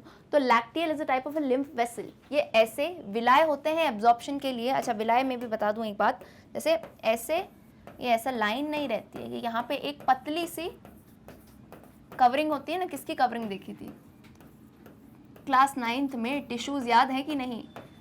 ऐसी कवरिंग देखी थी कि नहीं? किसकी कवरिंग होती है? पतले से एपिथेलियम की। ये जो है थिन एपिथेलियम की कवरिंग होती है। क्यों होती है? ताकि एक्सचेंज हो सके भाई, ताकि एक्सचेंज हो सके। ये स्ट्रक्चर विलाय का है। वन मोर थिंग, जब सिंगुलर में होगा ये वर्ड तो इसे विलस भी कहते हैं, सिंगुलर में होगा तो विलस भी कहते हैं। ठीक, विलाय या विलस। नाउ ये आपको दिख रही है, ये ब्लू कलर की एक वेन है, ये ब्लड कैपिलरीज हैं, ये है एक आर्टरी। यूजुअली हम आर्टरी को जो है रेड से दिखाते हैं, वेन को ब्लू से, और बीच में जो दिख रहा है लैक्टियल। तो बोलोगे मैम ठीक, समझ गए। तो हमें पता है कि एब्जॉर्प्शन कहाँ होना है पूरी बॉडी में, कौन लेके जाता है खाना। डायरेक्ट तो ऐसा तो नहीं है कि डायरेक्ट बॉडी में बर्गर घूम रहा है, नहीं, वो तो डाइजेस्ट हो गया। एब्जॉर्ब होकर किस फॉर्म में घूमता है? ब्लड। तो यानी इतना तो समझ गए मैम, ये ब्लड कैपिलरीज इसलिए प्रेजेंट है विलाय में ताकि जो है अरे नहीं, आ गया, ताकि जो है प्रोटीन्स और स्टार्च वगैरह ये एब्जॉर्ब कर लें और लेके घूमे बॉडी में। लेकिन फैटी एसिड्स और ग्लिसरॉल, अच्छे से सुनना, फैटी एसिड्स और ग्लिसरॉल जो होते हैं ये ब्लड कैपिलरी से डायरेक्टली एब्जॉर्ब नहीं होते हैं। क्या बोला मैंने? फैटी एसिड्स और ग्लिसरॉल, यही जो 2 नाम लिख रही हूँ इन्हीं को आपको याद करना है। फैटी एसिड्स और ग्लिसरॉल जो होते हैं ये जो है डायरेक्टली ब्लड से एब्जॉर्ब नहीं होते हैं। उसमें मदद कौन करता है? ये जो बीच में खड़ा है ना हमारा लैक्टियल, लिम्फ का वेसल, ये जो है फैटी एसिड्स और ग्लिसरॉल को एब्जॉर्ब कर लेता है। ये क्या करता है? ये जो है फैटी एसिड्स और किसको? ग्लिसरॉल को एब्जॉर्ब कर लेता है, एंड उसके बाद एब्जॉर्प्शन के बाद ये फिर बाद में ब्लड स्ट्रीम में छोड़ देता है। ठीक है, इतना समझे? यानी एब्जॉर्प्शन में मदद कौन करवा रहा है इंटेस्टाइन में? वो है लैक्टियल्स जो होते हैं लिम्फ के वेसल। क्लियर है? स्ट्रक्चर से याद आ गया, रिकॉल हो गया। आंसर जिसने यही कॉन्सेप्ट लगा के दिया हो तो बहुत ही सही है। क्या था question? The main function of the lacteals of intestine is the absorption of dash. Answer is option C, fatty acids and glycerol. Is it clear? चलिए भाई आइए क्वेश्चन नंबर 9 पे। Which of the following is the correct function of pancreatic juice? आपसे पूछा जा रहा है इन चारों में से pancreatic juice का करेक्ट फंक्शन क्या है? Let's read. Option A, trypsin digests proteins and lipase only. Option B, trypsin digests emulsified fats and lipase digests starch. C trypsin and lipase digest emulsified fats, option D trypsin digest proteins and lipase emulsifies fats. चलो भाई सोच के बताओ answer क्या हो सकता है। थोड़ा टाइम दे रही हूँ, उसके बाद क्विकली पैनक्रियाटिक जूस में एंजाइम्स कैसे प्रेजेंट होते हैं इसकी एक ट्रिक बताई थी मैंने, क्योंकि कभी कभार याद नहीं होते हैं, अलग अलग जगह बहुत सारे एंजाइम्स हैं, तो बोलो मैम याद कैसे करें, तो एक ट्रिक थी। पर पहले जिसको याद हो तो ये सॉल्व कर लो भाई। इमल्सिफाइड फैट्स भी हो सकता है हर जगह। देखो अच्छा, इस क्वेश्चन से ना मुझे एक चीज़ भी बतानी थी कि कभी कभार क्या होता है जब वो एग्ज़ाम देते हैं, कोई भी कॉम्पिटिटिव देते हैं, तो क्वेश्चंस में हो सकता है, हर बार का नहीं है, ये बहुत ही रेयर केस है, बट हो सकता है कभी कभार ऑप्शन 4 ऑप्शन हो और उसमें से आपको लगता है कि चारों में कुछ सही नहीं है, कोई एक ना एक गलती होती है। तो आपको जो, अगेन अच्छे से सुनिएगा, आपको जो मोस्ट करेक्ट ऑप्शन लगे ना वो चुन के आना। वैसा नहीं है कि आप भाई उसको छोड़ के ही आ गए, मोस्ट करेक्ट ऑप्शन, क्योंकि कभी कभार क्या होता है, हो सकता है कहीं स्पेलिंग मिस्टेक हो, कहीं ई का डी, एस का डी हो जाए, डी का एस हो जाए। तो ये केस मैम आप क्यों कह रहे हो, क्योंकि मैंने क्लियरली देखा है प्रीवियस ईयर क्वेश्चंस में कि 4 ऑप्शन थे, चारों में से कुछ भी करेक्ट नहीं था, एक ऑप्शन मोस्ट करेक्ट था, उसमें सिर्फ एक स्पेलिंग की गलती थी। ठीक है, एक स्पेलिंग मतलब नहीं एस का डी हो जाता है, तो उस चीज़ को तभी मैंने यहाँ रख रखा है। बोलोगे मैम इशारे समझ गए कि इस क्वेश्चन में कुछ ना कुछ तो ऐसी चीज़ है, बिल्कुल है, ये पर्पसली मैंने रखा है ताकि आप समझ जाओ कैसे सॉल्व करना होता है। ठीक, तो मैं चाहती तो मैं इसको चेंज कर देती, बट क्या है अगर एग्ज़ाम में ऐसा आएगा तो फिर तब क्या करोगे, तब तो पलक मैम नहीं होगी ना बताने के लिए। तो अभी जो है इस क्वेश्चन को उस वे से सॉल्व करो, समझो कि बाकी 3 ऑप्शन पूरे गलत क्यों हैं और एक मोस्ट करेक्ट ऑप्शन क्यों है। करेक्ट वाला फंक्शन बताना है ना, पैनक्रियाटिक जूस से रिलेटेड। ठीक है भाई, अगर ऑप्शन चूज कर लिया हो तो योर टाइम्स अप। अब जल्दी से आओ, क्विकली जो है एक चीज़ रिवाइज कर लेते हैं। जो हमारा पैनक्रियाटिक जूस होता है, पैनक्रियाटिक जूस स्टमक में प्रेजेंट रहता है, इजंट इट, तो उसकी हमें एक कहानी की बात करनी है। कौन सी कहानी, एंजाइम्स के नाम याद करने की। कौन सी कहानी, एंजाइम के नाम याद करने की कहानी। पैनक्रियाटिक जूस है, इसमें 3 टाइप के मेन जो है एंजाइम्स हम देखते हैं। ठीक है, 3 टाइप के मेन, ओके, और भी जो है, अभी तो हम इन 3 मेन को ध्यान में रखते हैं। अब इससे रिलेटेड एक छोटी सी मैंने राइम बताई थी कि आप, राइम तो नहीं है, मतलब वहाँ ऐसा वर्ड याद कर सकते हो कि पैनक्रियाटिक जूस में क्या क्या प्रेजेंट रहता है। तो कभी कभार ऐसा होता है ना, मैं कुछ पढ़ा रही हूँ और आप कहते हो यार ये वाला टॉपिक हम अभी टाल देते हैं, क्योंकि बोलोगे पैनक्रियाटिक जूस के एंजाइम के नाम तो 3 है, कंफ्यूजिंग है, हम इस बात को टाल देते हैं। क्या बोला मैंने, बात को टाल देना, तो TAL। ओ भाई जैसे बोल रही हूँ वैसे याद रखना, फिर नहीं तो कंफ्यूज हो जाओगे कि टाल कहीं और ही दिया था आपने, है ना, पैनक्रियाटिक की जगह गैस्ट्रिक जूस में टाल दिया, नहीं, पैनक्रियाटिक जूस तभी कह रही हूँ, पैनक्रियाटिक जूस। पैनक्रियाटिक जूस में 3 टाइप के एंजाइम्स होते हैं, पर आपको लगा नाम इनके कॉम्प्लिकेटेड है तो हम ज़रा टाल देते हैं, तो ज़रा टाल लिख दो। अब चालू करो इनकी कहानी। T से हो जाएगा ट्रिप्सिन, T से हो जाएगा ट्रिप्सिन, A से हो जाएगा अमाइलेज और L से हो जाएगा लाइपेज। ये हो गए 3 नाम किसके, पैनक्रियाटिक जूस के। कौन से हो गए, टाल दिया आपने pancreatic juice, T for trypsin, A for amylase, L for lipase. Is it clear और नॉट, बताओ, कहानी समझ आ गई। अब बहुत ही सिंपल काम है इसका। ट्रिप्सिन जो है एंजाइम, ये किसे डाइजेस्ट करता है, प्रोटीन को। ट्रिप्सिन जो है एंजाइम, ये किसे डाइजेस्ट करता है, प्रोटीन को। अमाइलेज हम पीछे ही देख चुके थे, अरे पैनक्रियाज निकाल रहा था ना स्टार्च, पैनक्रियाज पीछे, अरे जस्ट अभी पीछे क्वेश्चन में देखा था, पैनक्रियाज स्टार्च को जो है डाइजेस्ट कर रहा था, तो पैनक्रियाज से क्या आ रहा था, अमाइलेज एंजाइम। नाउ लाइपेज किसे डाइजेस्ट करता है, ये डाइजेस्ट करता है इमल्सिफाइड फैट्स को। वो फैट्स जो इमल्सिफाई हो चुके हैं उन्हें डाइजेस्ट करने का काम कौन करता है, लाइपेज। तो ये कहानी साइड हो जाती है, एक बार देखो क्लियर हुई कि नहीं। ट्रिप्सिन क्या डाइजेस्ट कर रहा है, प्रोटीन, अमाइलेज स्टार्च, और लाइपेज जो है इमल्सिफाइड फैट्स को डाइजेस्ट कर रहा है। अगर ये स्टोरी याद आई और नहीं भी तो याद कर लेना। अब आओ ज़रा ऑप्शंस में, ऑप्शन में ज़रा देख के बताओ मुझे। पहला ऑप्शन पढ़ते हैं, चलो ये वाला साथ में कर लेते हैं, ठीक। पहला ऑप्शन क्या है, trypsin digest proteins and lipase only. तो बोले तो बिल्कुल गलत बात है। ट्रिप्सिन अभी मैम ने कहा था प्रोटीन करता है, ठीक है, लेकिन लाइपेज ओनली क्या होता है भाई, ये तो गलत है। तो बोलो ये बात तो गलत कह दी। अब आ जाओ बी पे, ट्रिप्सिन डाइजेस्ट्स इमल्सिफाइड फैट्स, अगेन गलत, पूरा गलत। क्यों, क्योंकि ट्रिप्सिन तो प्रोटीन डाइजेस्ट करता है। शुरू होते ही अगर कहानी गलत है, अगर मान लो ये लाइन गलत है तो आगे का भी गलत ही होगा, तो उसको छोड़ दिया करो। सी पे आ जाओ। Trypsin and lipase digest emulsified fats. कहीं मैंने यहाँ पे लिखा है, मैंने क्लियरली लिखा है लाइपेज सिर्फ इमल्सिफाइड फैट्स को डाइजेस्ट करता है और ट्रिप्सिन प्रोटीन को, तो ये कहानी भी गलत है। अब ये मेथड कौन सा मेथड है? इसे कहते हैं क्लियर एलिमिनेशन मेथड। इसे क्या कहते हैं? पीछे भी बताया था। इसमें इंपॉर्टेंट है, क्यों? क्योंकि when you will read the fourth option, आपको ये बात तो सही लगेगी, ट्रिप्सिन डाइजेस्ट प्रोटीन्स, बोलो यहाँ तक सही है, एंड लाइपेज इमल्सिफाइज फैट्स। तो देखो लाइपेज डाइजेस्ट करता है इमल्सिफाइड फैट्स को। तो छोटी मोटी अगर आपको लगता है कि बाकी के 3 ऑप्शन बिल्कुल गलत हैं, बाकी के 3 ऑप्शन बिल्कुल गलत हैं और लास्ट ऑप्शन में आपको लगता है हाँ यार इस ऑप्शन में ये बात तो सही है, हो सकता है कि इसको हम थोड़ा करेक्ट करें तो ये बात सही है, तो उसको टिक कर दिया करो। क्लियर हुई मेरी बात? मेरी बात समझे होगी नहीं, इतना बताना। ये क्वेश्चन बहुत इंपॉर्टेंट है। किस वे से? ये इमल्सिफाइड फैट्स के वे से। ठीक है, यानी option number D, option 4 is the correct answer. अगर किसी ने पहले ही मैंने बताया हो यही आंसर दिया है तो very good. Okay, let's come to question number 10। Glucose gets converted into pyruvate in dash. Very happy because अभी पीछे ही हमने ये देखी थी चीज़, पूरी रिएक्शन देखी थी, तो उसमें क्लियरली लिखा था ग्लूकोज पायरुवेट में कन्वर्ट कहाँ पे होता है? ए माइटोकॉन्ड्रिया, बी मसल सेल्स, सी साइटोप्लाज्म या डी यीस्ट। कहाँ होता है बता दो, पूरी रिएक्शन देखी थी। बहुत ही सिंपल है, एरोबिक एनएरोबिक दोनों जगह पे होगी। आई थिंक इजी क्वेश्चन है, ज़्यादा टाइम नहीं दूंगी मैं। ऑप्शन क्या है? ऑप्शन सी साइटोप्लाज्म सही है कि नहीं बताओ, सही है कि नहीं जल्दी से बताओ। ये देखो ना, इतना बड़ा साइटोप्लाज्म मैंने लिखा है। ग्लूकोज पायरुवेट या पायरुविक एसिड में कहाँ कन्वर्ट होता है? In the cytoplasm. ये रिएक्शन आपको एरोबिक एनएरोबिक दोनों कंडीशन में देखने को मिलेगी। क्लियर है? तो option C cytoplasm is the correct answer for question number 10। Alright, let's go question number 11। This is a good question. थोड़ा टाइम मैं दूंगी इसके लिए, रिएक्शन करनी हो कर लेना है ना, थोड़ा टाइम दूंगी।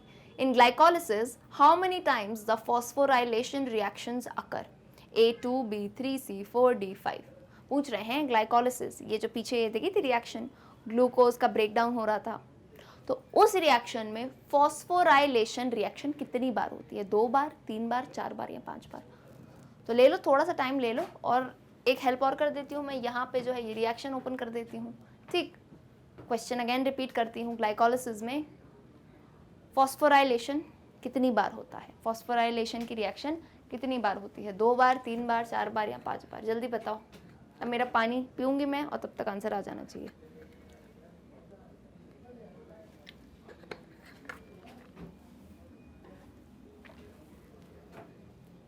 फॉस्फोराइलेशन, फॉस्फोरस की कहानी है भाई, ठीक है, क्योंकि ये तो बता दिया है तो बहुत आसान हो गई कहानी। अगेन ऑप्शन खोल रही हूँ, देख लो इसमें से जो सही लगता है आपको, जो आपने निकाला हो, फाइंड आउट किया हो, क्वेश्चन 11 करके बता दो आंसर, ए बी सी या डी। ऑलराइट, चलो भाई टाइम्स अप। आओ इधर जल्दी से रिएक्शन पे आओ, आ जाओ। क्या है ये रिएक्शन? ग्लूकोज पायरुविक एसिड में कन्वर्ट हो रहा है। यहाँ पे अब मैंने पहले ही कहा था एटीपी वगैरह कहानी में शुरुआत में लिखूंगी तो कंफ्यूज हो जाओगे। अब जब क्वेश्चन आ ही गया है तो लिख देते हैं कहानी। क्या कहानी है देखो, यहाँ पे जब ध्यान से सुनना, साइटोप्लाज्म में हर जगह when glucose is getting converted into pyruvate or pyruvic acid, तब थोड़ी सी एनर्जी बनती है, मात्र 2 एटीपी, और यहाँ पे जो फॉस्फोराइलेशन रिएक्शन होती है वो होती है 2 स्टेप्स में। ऐसे मैं याद करवाती हूँ इस चीज़ को, बहुत ही सिंपल है। कैसे? Glucose when in cytoplasm it gets converted into pyruvate or pyruvic acid, 2 ATP molecules are produced, 2 ATP molecule की एनर्जी प्रोड्यूस होती है, and it includes 2 steps of phosphorylation. समझ गए? 2 स्टेप फॉस्फोराइलेशन की भी होती हैं और 2 एटीपी आता है। ऐसे 2 नंबर से आप याद रख सकते हो।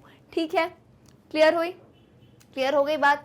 तो अब बताओ कितना इजी क्वेश्चन है ये, पीछे की कहानी समझ गए?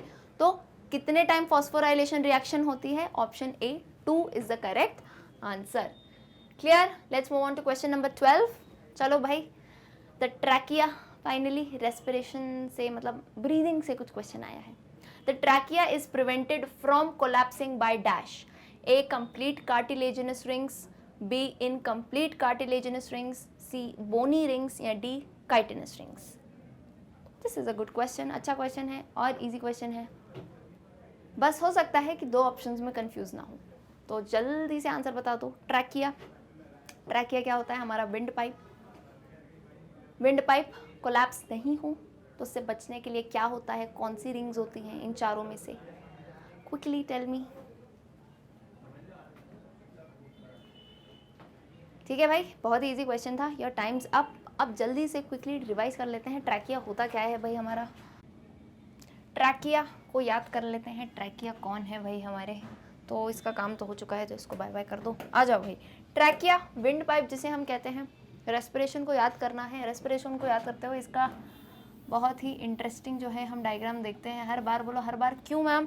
क्योंकि ये बहुत ही इंपॉर्टेंट डायग्राम्स हैं। आपको हो सकता है एग्जाम में डायरेक्टली जैसे डायग्राम बेस्ड क्वेश्चन भी आते हैं, तो यू नीड टू अंडरस्टैंड। ऐसा नहीं कि आ जाए डायग्राम बोलो ये किसका स्ट्रक्चर है।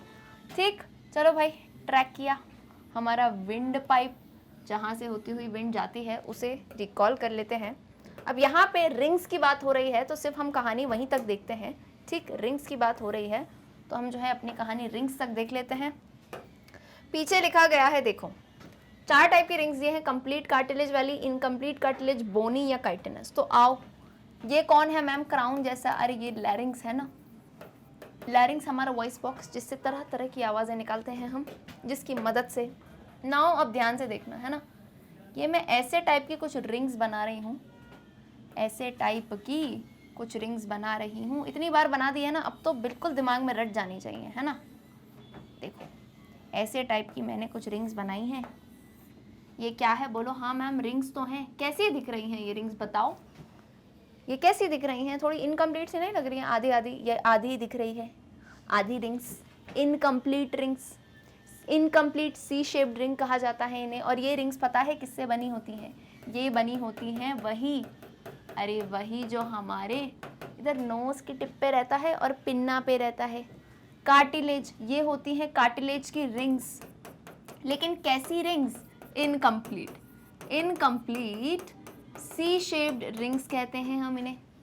अच्छा बोलो मैम, ये रिंग्स हैं तो सही, ये क्यों प्रेजेंट रहती हैं? ये ट्रैकिया में तो रहती हैं। अच्छा, ये ट्रैकिया है, बता देती हूँ। और थोड़ी बहुत जो है, थोड़ी बहुत यहाँ ब्रोंकाई आता है, जो थोड़ा थिक वाला पार्ट है वहाँ तक जाती है, बाकी आगे नहीं जाती। मतलब ब्रोंकायोल्स तक नहीं, यहाँ तक थोड़ी बहुत दिखेंगी। यहाँ 3 नहीं है, बहुत सारी होती हैं, बट अभी अपन ने थोड़ी बड़ी बनाई है कि समझ आए। ठीक, ये क्या है? लैरिंग्स है ऊपर, ये ट्रैकिया है, यहाँ रिंग्स हैं, कार्टिलेज की रिंग्स हैं। अब इस रिंग्स के लिए हमने पहले भी एक्सपेरिमेंट किया था, तो आई थिंक आप लोग की लॉटरी लगी है 2 बार तो ऑलरेडी, है ना। एप्पी और माजा, अरे पिछले सेशन में याद हो, खरीद चुके हो 10 रुपये वाली। ठीक, अब 10 की आती है आई थिंक, हाँ 10 की आती है, ठीक, जिसमें स्ट्रॉ डाल के पीते हैं वो वाली। ऑलराइट, तो फॉर दिस एक्सपेरिमेंट वो वाली जो है एप्पी माजा ले लेना। उसमें क्या करना, पहले तो पूरी पी जाना है ना, ख़त्म कर लेना मस्त। नाउ क्या करना, उसमें जो है आप ऐसे स्ट्रॉ लगाई हुआ है, उसके अंदर अपने माउथ से हवा पंप करना। क्या कहा? जो पैकेट था वही माजा का, उसको खाली कर दिया आपने, पी लिया। नाउ उसमें स्ट्रॉ से हवा अंदर पंप करना। हवा अंदर पंप करोगे तो क्या होगा? वो पैक ऐसे फूल जाएगा। ठीक, चलो समझ गए। तो ये कब होगा? ये होगा समझो जब हमने सांस ली, है ना। ये जो है आपका पैकेट है, उसको समझो वो हमारा ट्रैकिया है। जो पैकेट है वो हमारा ट्रैकिया है, और यहाँ से हमने सांस दी। अब सबसे इम्पॉर्टेंट बात, उसको वापस सक कर लेना, वो स्ट्रॉ से हवा जो है पूरी खींच लेना। तो क्या देखोगे? बताना एक्सपेरिमेंट में क्या देखा? पूरा जो पैकेट है वो ऐसे सिकुड़ जाएगा, जितनी हवा सक करते जाओगे सिकुड़ जाएगा। तो अब जब मैंने कहा इमेजिन करो, वो पैकेट होगा हमारा ट्रैकिया। तो यानी सोचो, एक ही बार हमने सांस ली, एक बार हमने सांस ली, और जैसे ही सांस छोड़ी बाहर, जैसे ही सांस बाहर छोड़ी, खाली कर दिया, तो ये ट्रैकिया पूरा पिचक गया, खत्म। फिर कहानी यहाँ तक आती है कैसे? ये मैं कैसे पढ़ा रही होती आपको, आप कैसे पढ़ रहे होते? खत्म, वहीं पे कहानी खत्म। ट्रैकिया हो गया कोलैप्स, तो हवा आवन जावन कुछ होगा ही नहीं, आना जाना होगा नहीं एयर का, समझे। तो इस चीज़ के लिए ट्रैकिया में क्या प्रेजेंट रहती हैं? ये कार्टिलेज की रिंग्स प्रेजेंट रहती हैं, cartilaginous rings, incomplete C shaped cartilaginous rings. ये क्या करती हैं? ये कहती हैं डोंट वरी ट्रैकिया, जब आप जो है एयर एक्सहेल करोगे, सांस बाहर निकालोगे, तो आप ऐसे वो पैकेट की तरह पिचक नहीं जाओगे। हम आपकी मदद करेंगे, हम ऐसे सर्कुलेट करके रहेंगे ताकि जब सांस बाहर जाए तो ये पिचके नहीं। इज इट क्लियर और नॉट? तो ट्रैकियल रिंग्स, जो कार्टिलेज की रिंग्स हैं, इनका इंपॉर्टेंस समझे हो कि नहीं? क्योंकि ये क्वेश्चन आता है, भाई मैम क्या दिक्कत है, सांस ले रहे हैं छोड़ रहे हैं, ट्रैकिया को ज़रूरत क्यों है रिंग्स की? तो वो एक्सपेरिमेंट से आप समझ जाओगे। क्लियर है? तो आई थिंक अब तो बिल्कुल आंसर बता पाओगे। आंसर क्या है? Trachea is prevented from collapsing by dash. Option B, incomplete cartilaginous rings. Bony नहीं होती है, बोन से नहीं बनी है, कार्टिलेज से बनी है। क्लियर है? चलिए भाई आइए question number 13।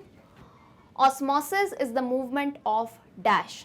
A, solute particles from lower concentration to higher concentration through a semi-permeable membrane. B, solvent particles from higher water potential to lower water potential through a semi-permeable membrane.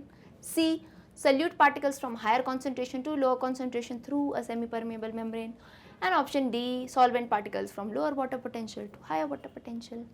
थक गई मैं बोल बोल के भाई, अब तो बता दो आंसर। पूरे ऑप्शंस पढ़ लिए मैंने, बहुत ही ईजी है। ऑस्मोसिस याद होना चाहिए। ईजी कब होगा?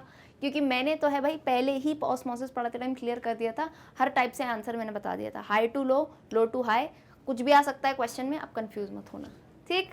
तो जल्दी से आंसर देखो, मैं चाहती हूँ इसका बिल्कुल करेक्ट आंसर बताओ, एंड देन हम क्विकली किसी रिवाइज कर लेंगे ऑस्मोसिस को। देखो देखो, लोअर है हायर है, किस पे ध्यान दोगे? लोअर हायर पे तो दोगे, आगे जो वर्ड लिखा है किस कौन से कॉन्सेंट्रेशन की बात है? सॉल्यूट का कॉन्सेंट्रेशन, सॉल्वेंट का कॉन्सेंट्रेशन, वाटर पोटेंशियल, सब ध्यान में रखना है, जल्दबाजी में नहीं देना आंसर, तभी टाइम दे रही हो, आराम से देखो और आंसर दो। ऑस्मोसिस किसका मूवमेंट होता है? ए, बी, सी या डी? ऑलराइट, सो देना होता तो अभी तक दे दिया होता, जिसने दे दिया वेल डन। नाउ आ जाओ, इधर आ जाओ, अब छोड़ दो भाई, अब हो गया फिनिश टाइम, आ जाओ। किसको देख रहे हैं हम? ऑस्मोसिस को देख रहे हैं। ऑस्मोसिस की प्रोसेस पहले भी देखी है, अब फिर से देखते हैं। दो प्रोसेस होते हैं, डिफ्यूजन और ऑस्मोसिस।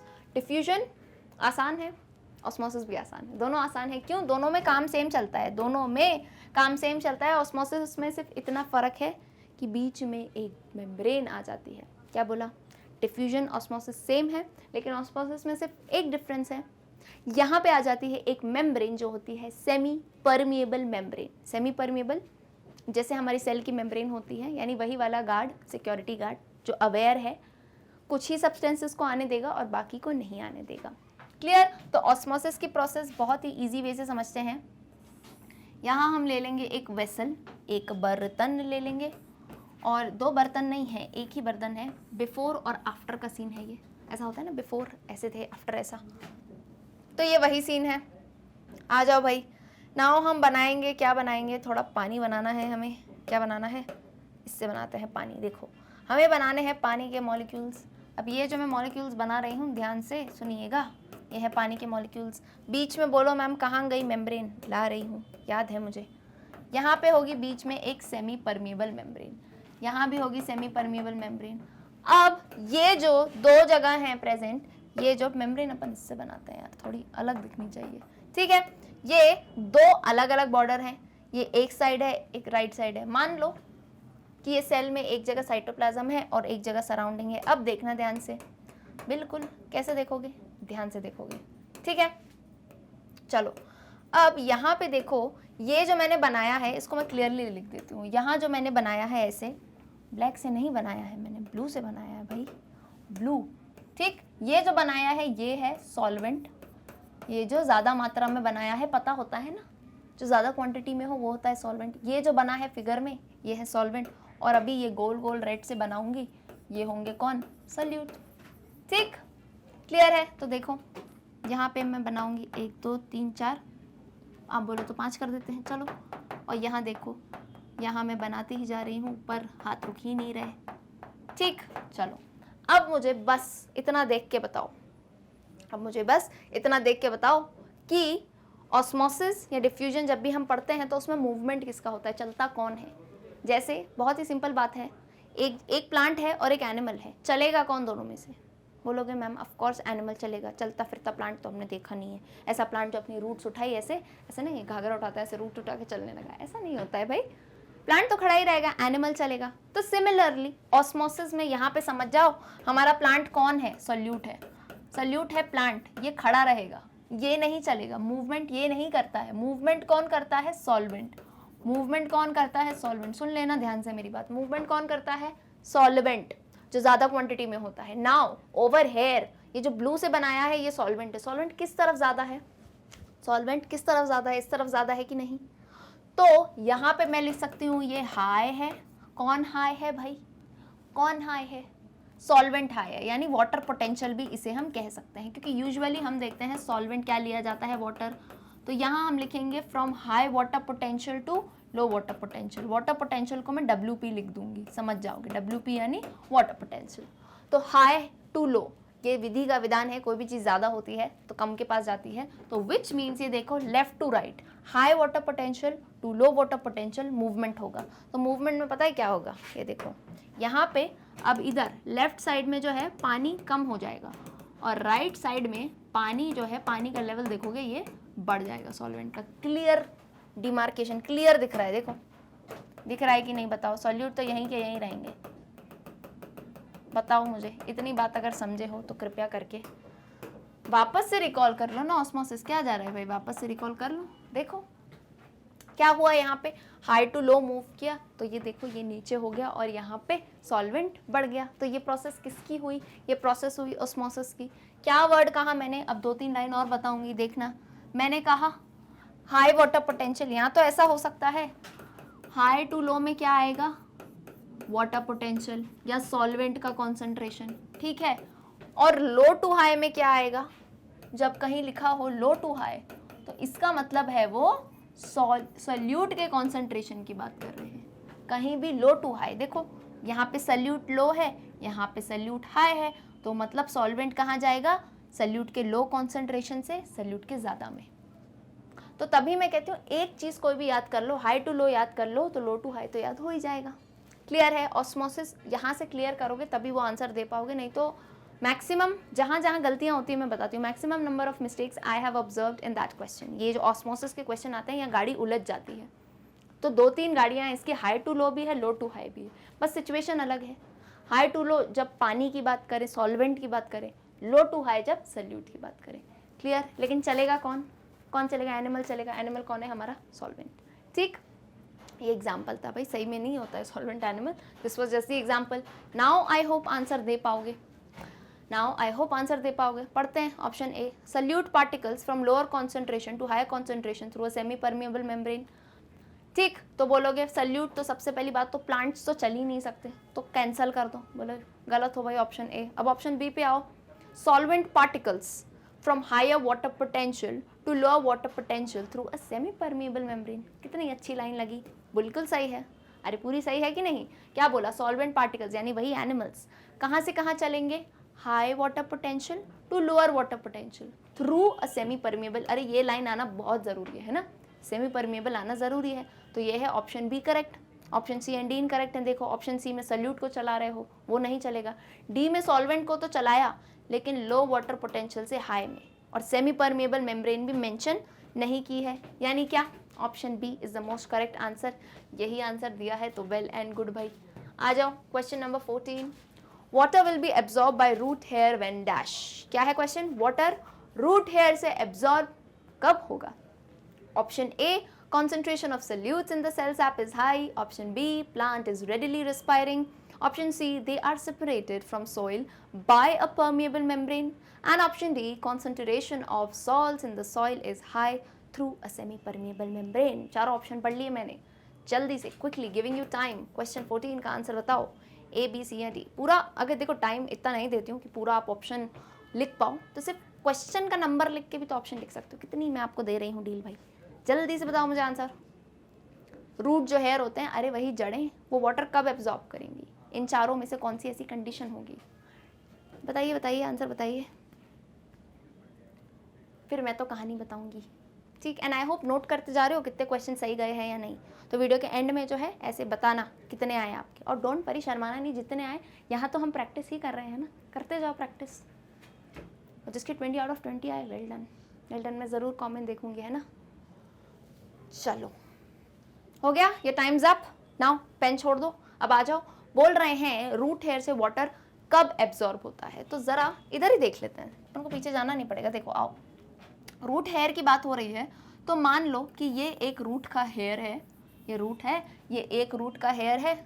नाउ ये आसपास वाला क्या है, इसका सराउंडिंग है, आसपास वाला क्या है, सराउंडिंग है। तो इसका प्रोसेस पता है कैसा होगा, पीछे अभी जस्ट पीछे जो आपने ऑस्मोसिस देखा ना, यहाँ भी तो वही कहानी है। क्यों? क्योंकि रूट हेयर में क्या प्रेजेंट रहते हैं, सेल, और सेल में क्या होगा, सेल मेम्ब्रेन। एंड मेरे बच्चों सेल मेम्ब्रेन कैसी होती है, सेल मेम्ब्रेन होती है semi permeable. So the same story which we looked for osmosis, यही सेम स्टोरी फॉलो होगी रूट हेयर के लिए। समझे? देखो आपको क्लियरली नहीं कह देंगे कि रूट हेयर में ऑस्मोसिस हो रहा है, आप दिमाग लगाओ ना। सेल है, सेल में होती है सेल मेम्ब्रेन, सेल मेम्ब्रेन कैसी होती है, सेमी परमिएबल, तो यहाँ फॉलो होगा ऑस्मोसिस। यही बात होती है ओलंपियाड की भाई, आपको क्लियरली नहीं दे देंगे सामने सामने से।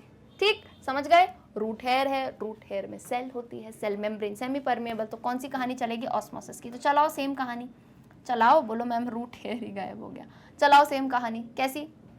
तो ये जो बाहर मैंने बनाया है सराउंडिंग, ये मान लो ये सॉइल है, ये क्या है, सॉइल है। ठीक, सॉइल में वाटर कंटेंट, सॉइल में वाटर कंटेंट या सल्यूट ज़्यादा है, अंदर सल्यूट देखो 2 है, कम है। एंड यहाँ पे जो है अपन बना देते हैं ऐसे सॉल्वेंट, सल्यूट इधर कम है और अंदर तो बहुत ही ज़्यादा है। सेल सैप के अंदर ये मान लो रूट हेयर में ये बहुत सारा सल्यूट है। तो अब हमें पता है व्हाट इज़ विधि का विधान, व्हाट इज़ विधि का विधान। जब हाई वाटर पोटेंशियल हो, वहाँ से लो में जाएगा कौन, सॉल्वेंट। या ऐसा भी कह सकते हैं कि रूट हेयर का जो सेल है उसके अंदर जब सल्यूट का कॉन्सेंट्रेशन ज़्यादा हो, देख रहे हो ना हरा हरा ज़्यादा है, तो भी क्या होगा, अंदर फ्लो करेगा। तो मूवमेंट समझ आ रहा है कि नहीं बताओ मुझे, ये क्लियर मूवमेंट अंदर सॉइल से रूट हेयर के अंदर आ रहा है, ये कहानी समझे। तो अब ज़रा आओ ऑप्शन पे, अब जरा अभी भी चलो टाइम दे रही हूँ ये समझाने के बाद, I am also giving time, थोड़ी मोहलत है आपको। Till now you can also give the answer. अभी भी समझ गए तो बहुत अच्छी बात है, हो नहीं सकता कि डायरेक्ट आंसर दे दिया हो कुछ, और वो भी हिंट मैंने दे दी थी आपको। तो आई होप ये आंसर मुझे बता पाओगे। ठीक है, अब मुझे वेट नहीं करते बनता इतनी देर, आ जाओ अब चलो। Water will be absorb by root hair when dash. Option A, concentration of solutes in the cell sap is high. मुस्कुरा इसलिए रही हूँ क्योंकि पहला ऑप्शन ही करेक्ट है ना। देखो मैंने क्या कहा, अंदर रूट हेयर बोला है तो रूट हेयर में सेल तो होगा ही ना, सेल है। अब सेल सैप किसे कहते हो, सेल सैप वही साइटोप्लाज्म जो कंटेंट होता है। सेल सैप में देख रहे हो ये हरे कलर के नहीं दिख रहे, देखो चलो ये हटा दिया सब मैंने, देखो ये हरे कलर के इतने मैंने क्या बनाए थे, ग्रीन कलर के सल्यूट्स। Solute means concentration. तो सेल सैप के अंदर अगर सल्यूट का कॉन्सेंट्रेशन हाई होगा तो भी तो बाहर से अंदर आएगा ना पानी, तो which means option A is absolute correct answer. अगर आपका आंसर यही था तो very good, well done. Question 14, option A is the correct answer. Let's move to question number 15. Which of the following contributes most to transport of water from the ground to the leaves of a tall tree? Option A, breakdown of ATP. Option B, capillary rise of water in xylem. Option C, cohesion of water and transpiration pull. And option D, root pressure. Very nice question है ये, transportation से related है, vascular system जो हमने plants में देखा है। A very good question, I want answer for this from every one of you, जितने भी देख रहे हो यहाँ पे है ना, जल्दी से आंसर दो इसका। क्वेश्चन नंबर 15 का अच्छा क्वेश्चन है ये। तब ये पूछ रहे हैं जो टॉल ट्रीज है, लंबे पेड़ों की बात है भाई, देख लेना यहाँ पे, टॉल ट्रीज जो होती हैं उसमें ट्रांसपोर्टेशन जो है मैक्सिमम कौन से फोर्स के थ्रू होता है, इन सब में से किसके through, ATP breakdown, capillary rise जो होता है जाइलम में, कोहेजन एंड ट्रांसपिरेशन पुल, या रूट प्रेशर। टॉल ट्रीज की बात है। अगेन पूरे क्वेश्चन को अच्छे से पढ़ो एंड देन जो है इसका आंसर तो तभी दे पाओगे। अगर हर्ब्स की कहानी सोचोगे तो शायद ना भी आए। ठीक, दो भाई आंसर तो जल्दी। विच of the following contribute most, most की बात है, क्योंकि अगर आप वैस्कुलर सिस्टम की बात करो तो आते तो इसमें और भी हैं, बट मोस्ट सबसे ज़्यादा कॉन्ट्रीब्यूशन किसका है, टॉल ट्रीज में, उसकी कहानी है। जल्दी रिवाइज रिकॉल करो वैस्कुलर सिस्टम। क्लियर है भाई, चलो आ जाओ, enough time given to you all. चलिए क्या बोला है, अब आ जाओ इधर ध्यान से सुन लो। वैस्कुलर सिस्टम मैंने रिकॉल बोल दिया आपको क्लियरली, वैस्कुलर सिस्टम की बात है प्लांट्स में जो हमने देखा है, कौन, जाइलम और phloem. Now here they are talking about water, isn't it, yes. यहाँ पे बात कर रहे हैं पानी की, वाटर की। तो हमें पता है वाटर कौन लेके जाता है, प्लांट्स में जो टॉल ट्रीज होती हैं, ये प्लांट्स होते हैं वैस्कुलर प्लांट्स में, जाइलम। दो थे ना, कौन थे दो टिश्यूज, एक था जाइलम एक था फ्लोएम। जाइलम ले जाता है वाटर एंड मिनरल्स, फ्लोएम ले जाता है food. So in the question they are talking about water, तो हम किसकी बात करेंगे, जाइलम की बात करेंगे। अब जाइलम में ध्यान से सुनिएगा, जाइलम में हमने देखा था कि हर्ब्स यानी जो शॉर्ट प्लांट्स होते हैं, छोटे प्लांट्स, और टॉल प्लांट्स की कहानी अलग है। क्यों अलग है, अरे भाई वो छोटे हैं, जब उनको, ध्यान से सुनो, जब उनको इतने ज़रूरत ही नहीं है प्रेशर की तो क्यों दे, है ना। अगर थोड़े में ही उन तक पानी पहुंच जाएगा तो ठीक है। अब दूसरी कहानी होती है टॉल ट्रीज की, इतने लंबे होते हैं भाई, ऊपर वाले माले तक पहुंचाने के लिए चाहिए ना फोर्स, तो चाहिए स्ट्रॉन्ग फोर्स, तो तभी थोड़ा थोड़ा डिफर करती है कहानी। तो पहली तो ले लो ब्रेक डाउन ऑफ एटीपी, पहला कहते हैं ब्रेक डाउन ऑफ एटीपी, तो यहाँ पे तो हम इसका कोई यूज़ नहीं करेंगे। सेकंड देखो capillary rise of water in xylem, तो अगर ये याद आएगा तो बहुत अच्छी बात है। कैपिलरी राइज इन जाइलम, ये याद आया, टाइप्स देखे थे हमने जाइलम में ट्रांसपोर्टेशन के। तो कैपिलरी राइज में क्या होता है, बहुत ही सिंपल कॉन्सेप्ट है। इसमें ये बताना चाहते हैं, जैसे अगर आपने मान लो कि दो आपने ऐसे वेसल ले लिए, है ना, दो आपने ऐसे वेसल ले लिए और इन दोनों में आपने लिया है, क्या लिया है, पानी लिया है, ठीक है। यहाँ पे आपने लिया है वाटर, ठीक है। नाउ ओवर हेयर, अच्छे से देखना, यू हैव प्लेस्ड, आपने यहाँ पे प्लेस कर दी हैं दो ऐसे टाइप की वेसल्स। एक वेसल मान लो बहुत मोटी है, इसकी थिकनेस देख रहे हो कितनी है, एक वेसल इतनी मोटी है, एंड जो दूसरी है, दूसरी वाली जो है वो पतली है। एक बहुत मोटी है और दूसरी जो है पतली है। तो थोड़ी देर बाद अगर आप ये ऑब्जर्व करोगे तो आपको दिखेगा कि जो वाटर लेवल है, क्या बोला, थोड़ी देर बाद ऑब्जर्व किया तो ये देखा जो वाटर लेवल है ये मोटी वाली में यहाँ तक ही राइज होता है, ये यहाँ तक राइज होता है। But on the other hand जो कैपिलरी पतली है उसमें वाटर ऊपर तक राइज होता है। फॉर इंस्टेंस जैसे ये मानो ये है 2 सेंटीमीटर, तो वहाँ राइज हुआ होता है 10 सेंटीमीटर। समझे, डिफरेंस समझ गए।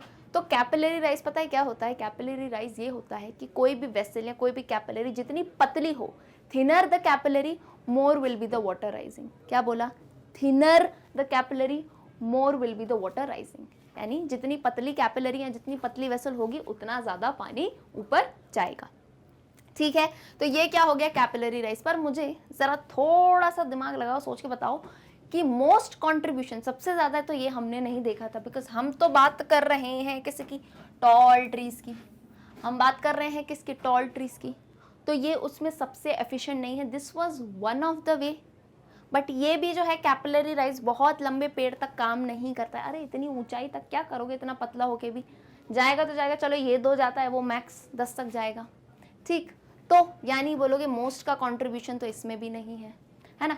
हाँ बिल्कुल है, ये मानते हैं कि राइज कर रहा है, लेकिन बहुत ज़्यादा टॉल ट्रीज में इसका काम नहीं आएगा। कैपिलरी राइज समझ गए, चलो भाई आ जाओ। ये इसलिए समझा रही हूँ क्योंकि जो ऑप्शंस है ना थोड़े थोड़े कंफ्यूजिंग हो सकते हैं, क्योंकि पढ़े तो हमने तीनों ही हैं, लेकिन टॉल ट्रीज के लिए एक आएगा, कौन है, अब देखो सी वाला, cohesion of water and transpirational पुल। ये बहुत इंपॉर्टेंट टॉपिक था जिसे हमने देखा था। इसके लिए हमें इधर आके जो है ना कहानी समझनी पड़ेगी किसकी, वाटर की। ठीक है, ये तो यहीं रहने देते हैं, आ जाओ इधर, चलो। कोहेजन एंड ट्रांसपिरेशनल पुल। पहली बात तो सबसे ये बताओ मुझे कि ट्रांसपिरेशन पता है ना क्या होता है। जैसे ये मान लो लीफ है, मान ही लो ना लीफ जैसी दिख रही है, और जो स्टोमेटा होता है, स्टोमेटा के थ्रू जो पानी बाहर आता है in the form of water vapour, that is transpiration, excess water बाहर आता है। ठीक है, इतना तो पता है मैम।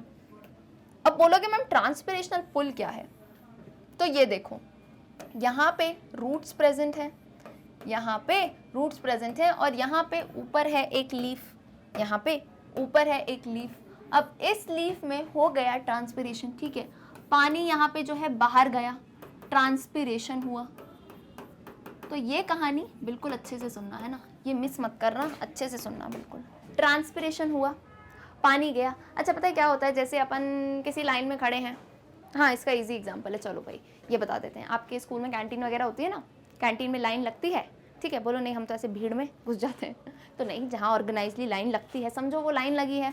ठीक, अब मान लो एक बच्चा खड़ा है लेने के लिए कि बोलो मैम एक पेटिस दे दो, पेटिस लिया, कैंटीन वाले से पेटिस लिया। अब क्या हुआ, उसने ले लिया, अब वो वहाँ से साइड हो गया, मतलब मान लो ये लाइन है ना, जहाँ हम खड़े हुए लाइन चालू हो गई, अब उसके बाद राइट ले लिया, मतलब हो गया भाई मैंने ले लिया कैंटीन से, मैं साइड हो गया। तो जब मैं साइड हुई तो उसके बाद पीछे वाला जो बच्चा है मेरी जगह फिल करने आएगा कि नहीं बताओ? वो खड़ा तो नहीं रहेगा ना कि भाई नहीं नहीं, अरे उसको भी तो सामान लेना है, वो आगे आ जाएगा, उससे पीछे वाला उसकी जगह फिल करेगा, ऐसे पीछे वाले जो हैं फिल करते जाएंगे कि नहीं, इतना समझे। तो एक केस यहाँ भी नहीं होगा।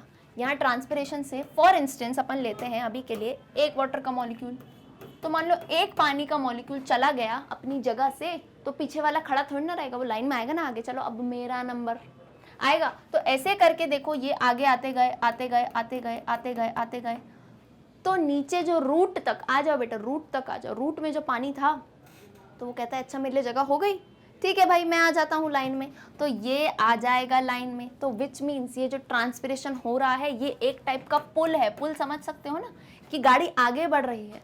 अभी तो मैंने क्या कहा, एक मॉलिक्यूल लिया, ले लो 15 20 100 थाउजेंड्स ऑफ मॉलिक्यूल्स जाते जाएंगे, ट्रांसपिरेशन हो रहा है, यहाँ से पुल हो रहा है, तो यहाँ ये लाइन भी चलती जाएगी। अच्छा ये लाइन कैसे चलेगी मैम, हम तो इंसान हैं, हम तो ऐसे पैर से चलेंगे, पानी कैसे चलेगा? तो इसके लिए दो फोर्स देखते हैं हम। कौन से दो फोर्स?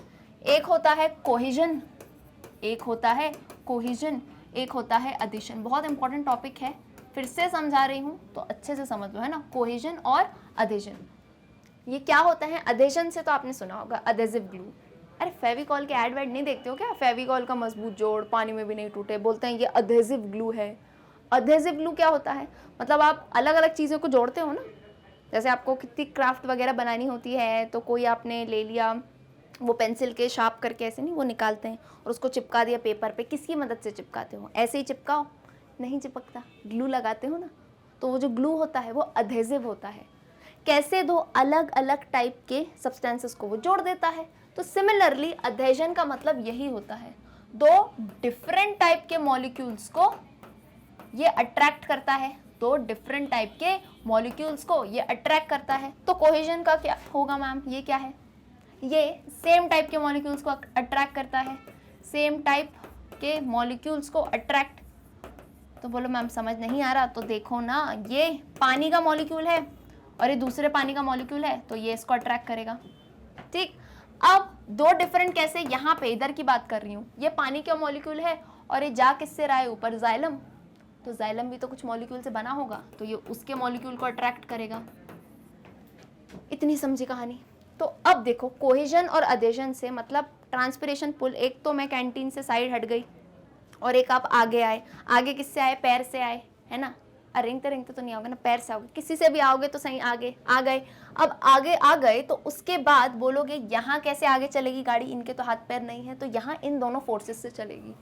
पानी पहली बात तो पहले जाइलम के मॉलिक्यूल को बोलेगा अरे वाह मेरा दोस्त दिख गया, तो ये इसके पास आ जाएगा और पीछे वाले को भी बुला लेगा, आजा भाई। दोनों फोर्सेस है, मतलब एक तरफ से, दो हाथ है ना हमारे, तो एक तरफ से इसने जाइलम को पकड़ के रखा है, एक तरफ पानी का मॉलिक्यूल, तो ऐसे करके इनकी गाड़ी जो है आगे चलती है। तो विच मीन्स ट्रांसपिरेशन, सोचो ना ऊपर तक, हाँ बहुत टॉल ट्रीज तक जाती है ये कहानी, क्योंकि ये बहुत स्ट्रॉन्ग फोर्सेस होते हैं। ट्रांसपिरेशन पुल हो रहा है, जगह खाली हो रही है और ये आगे बढ़ते जा रहे हैं। तो कितना ऑब्वियस हो गया मैम, आंसर हमें समझ आ गया क्या है, कोहेजन है और ट्रांसपिरेशन पुल इन्वॉल्व है। Is it clear? ठीक है, समझ गए क्या है answer? Option number C, cohesion of water and transpirational pull. अच्छा आप बोलोगे फिर मैम अब इतना बता ही दिया है तो ज़रा रूट प्रेशर भी बता दो। रूट प्रेशर कुछ नहीं है, ये भी इजी सी चीज़ है। ये बहुत ही कम हाइट वाले प्लांट्स में दिखता है, जो कुछ ही सेंटीमीटर्स तक ऊपर होते हैं ना वहाँ।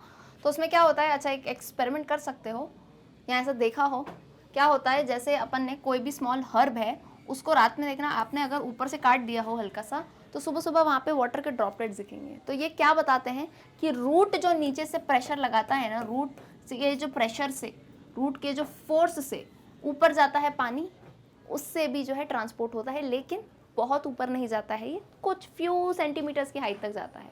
And then again here we are talking about tall trees, तो टॉल ट्रीज में तो ये काम नहीं करेगा, तो यानी ऑप्शन सी हो जाता है absolute correct answer. Is it clear? चलिए आइए क्वेश्चन नंबर 16 पे। बोलोगे मैम डर गए क्वेश्चन देख के, अरे इजी क्वेश्चन है, बहुत इजी है, कुछ नहीं है इसमें। देखो question 16, read the given statements and select the option that correctly fills any 4 of these. क्या बोला है? ये 1 2 3 4 4 स्टेटमेंट है। इन ये 4 स्टेटमेंट है, ये ऑप्शन नहीं है भाई, ये 4 स्टेटमेंट है। अब इन्हीं 4 स्टेटमेंट के बेस पे A B C D 4 options है, आपको स्टेटमेंट पढ़ना है। कुछ PQRS नामक दिए गए हैं नाम, PQRS T भी दिए गए हैं, इनमें से पढ़ के इनको आइडेंटिफाई करो और बताओ कि कोई भी 4 कौन से सही हैं। लाइक शायद बता दिया हो PQRS है या QRST है, तो आपको बताना है सही क्या है। तो बोलो मैम ऑप्शन पढ़ के तुक्का मारे, नहीं, क्या करना, स्टेटमेंट पढ़ना, आइडेंटिफाई कर लेना चीज़ें क्या है, एंड देन जो ऑप्शन सही लगे उसे टिक कर देना। क्लियर है? एक एक करके क्वेश्चन करना है। इसके लिए मैं कितना टाइम दूँ भाई? 15 सेकेंड, 15 सेकेंड्स में जल्दी से कर लो क्वेश्चन। कुछ भी नहीं करना है, बस ऐसे राइट साइड में एक साइड पे PQRST लिख लो, हिंट भी दे रही हूँ, आइडेंटिफाई कर लो, इजी है। तब तक मैं क्वेश्चन पढ़ लेती हूँ। Option number 1, in P organisms make use of in P organisms make use of chemical energy to prepare food। ऐसा कॉमा है एक्चुअली में, वो इन P organisms नहीं है। इन P organisms make use of chemical energy to prepare their food। Option 2, statement 2, during inhalation Q of the ribs contract, pulling the ribs and sternum are। Statement 3, the transport of food from leaves to different parts of plant is S। And statement 4, about T liters of glomerular filtrate is formed by both kidneys in a day। और इसी के base पे हैं 4 option, easy है question. चलो P एक एक करके आइडेंटिफाई करते हैं, क्योंकि शुरू के तो 2 सॉल्व कर ही लिए होंगे, पढ़ते ही सॉल्व कर लिए होंगे। क्या बोला है इन P ऐसा कुछ है टाइप जिसमें जो ऑर्गेनिज्म होते हैं केमिकल एनर्जी का यूज करके, कौन सी एनर्जी? केमिकल एनर्जी का यूज करके खाना बनाते हैं। तो जो खाना बनाता है उसको तो हम क्लियरली क्या कहते हैं? उसको हम क्लियरली कहते हैं कि ये है मैम ऑटोट्रॉफिक। कौन सा न्यूट्रिशन है? अरे न्यूट्रिशन की बात है, समझे हो कि नहीं? खाना बन रहा है ना, खाना बने तो न्यूट्रिशन की बात है। उसमें भी हमने देखे था ऑटोट्रॉफिक मोड ऑफ न्यूट्रिशन, वो जो अपना खाना खुद बनाए। नाउ हायर ग्रेड में आ गए हो तो सिर्फ फोटोसिंथेटिक वालों की बात नहीं है, आपको क्या देखना पड़ेगा? कीमोसिंथेटिक भी कुछ होते हैं भाई, ये भी ऑटोट्रॉफिक होते हैं। तो फोटोसिंथेसिस में किसकी एनर्जी यूज कर रहे थे हम? सनलाइट की एनर्जी। क्यों? कोई भी काम करने के लिए, आज के बाद ना ऐसे लाइनें लिख दो अपने घर में, है ना, कोई भी काम करने के लिए एनर्जी लगती है। तो यानी क्या? फोटोसिंथेसिस करने के लिए भी लगी एनर्जी। तब हमने किसकी एनर्जी ली? सन की एनर्जी या लाइट एनर्जी, ऐसा कह सकते हैं, बिल्कुल कह सकते हैं। So now as the name itself says chemosynthetic, chemo से क्या बोल सकते हैं? वो केमिकल। तो केमिकल एनर्जी यूज करके वो ऑर्गेनिजम्स जो फूड बनाते हैं उन्हें हम कहते हैं कीमोसिंथेट या ऑटोट्रॉफ्स भी कह सकते हैं। केमिकल एनर्जी से फूड बनाते हैं। कौन होते हैं मैम? ये तो ज़्यादातर एक्वेटिक लाइफस्टाइल में आपको देखने को मिलेंगे, बैक्टीरिया। ऑल राइट, तो अगेन क्लियर आंसर बता ही देती हूँ मैं। In P organisms make use of chemical energy to prepare their food. तो P क्या होता है? It is a type of chemosynthetic nutrition. P क्या है? P is a type of chemosynthetic nutrition. ठीक है, यहाँ अपन पहले आइडेंटिफाई कर लेते हैं एंड देन ऑप्शन टिक करेंगे।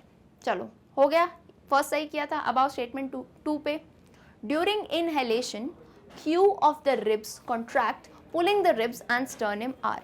क्या बोला है? इनहेलेशन यानी ब्रीदिंग की कहानी है। रेस्पिरेशन तक तो आ गए थे, ब्रीदिंग की कहानी है। तो बोल रहे हैं सांस लेते टाइम, यानी during inhalation the ribs that are present ना, उनमें रिब्स जो, अरे रिब्स पता है ना, ये रिब्स ऐसे टच करके देखो ना, समझ आ जाएंगे रिब्स होते हैं। तो इनहेलेशन क्या होता है? सांस लेते टाइम ऐसा कुछ है रिब्स में जो कॉन्ट्रैक्ट होता है। क्या? सांस लेते टाइम ऐसा कुछ है भाई, कुछ है जो हमें आइडेंटिफाई करना है रिब्स में जो कॉन्ट्रैक्ट करता है और रिब्स को पुल करता है और स्टर्नम को भी पुल करता है। तो अगेन बहुत ही इजी है, ये पढ़ी थी हमने, एक टाइप की मसल्स थी। अरे इनहेलेशन में मसल्स मदद कर रही थी कि नहीं? मसल से ही तो हो रहा था, एक टाइप की बहुत ही इंपॉर्टेंट मसल्स जिनका नाम हम देख चुके हैं। कौन है वो? अरे वो है इंटरकोस्टल मसल्स। एक्सटर्नल और इंटरनल देखी थी कि नहीं? तो यहाँ तो आप सिर्फ लिख दो ना इंटरकोस्टल मसल्स, तो भी चलेगा।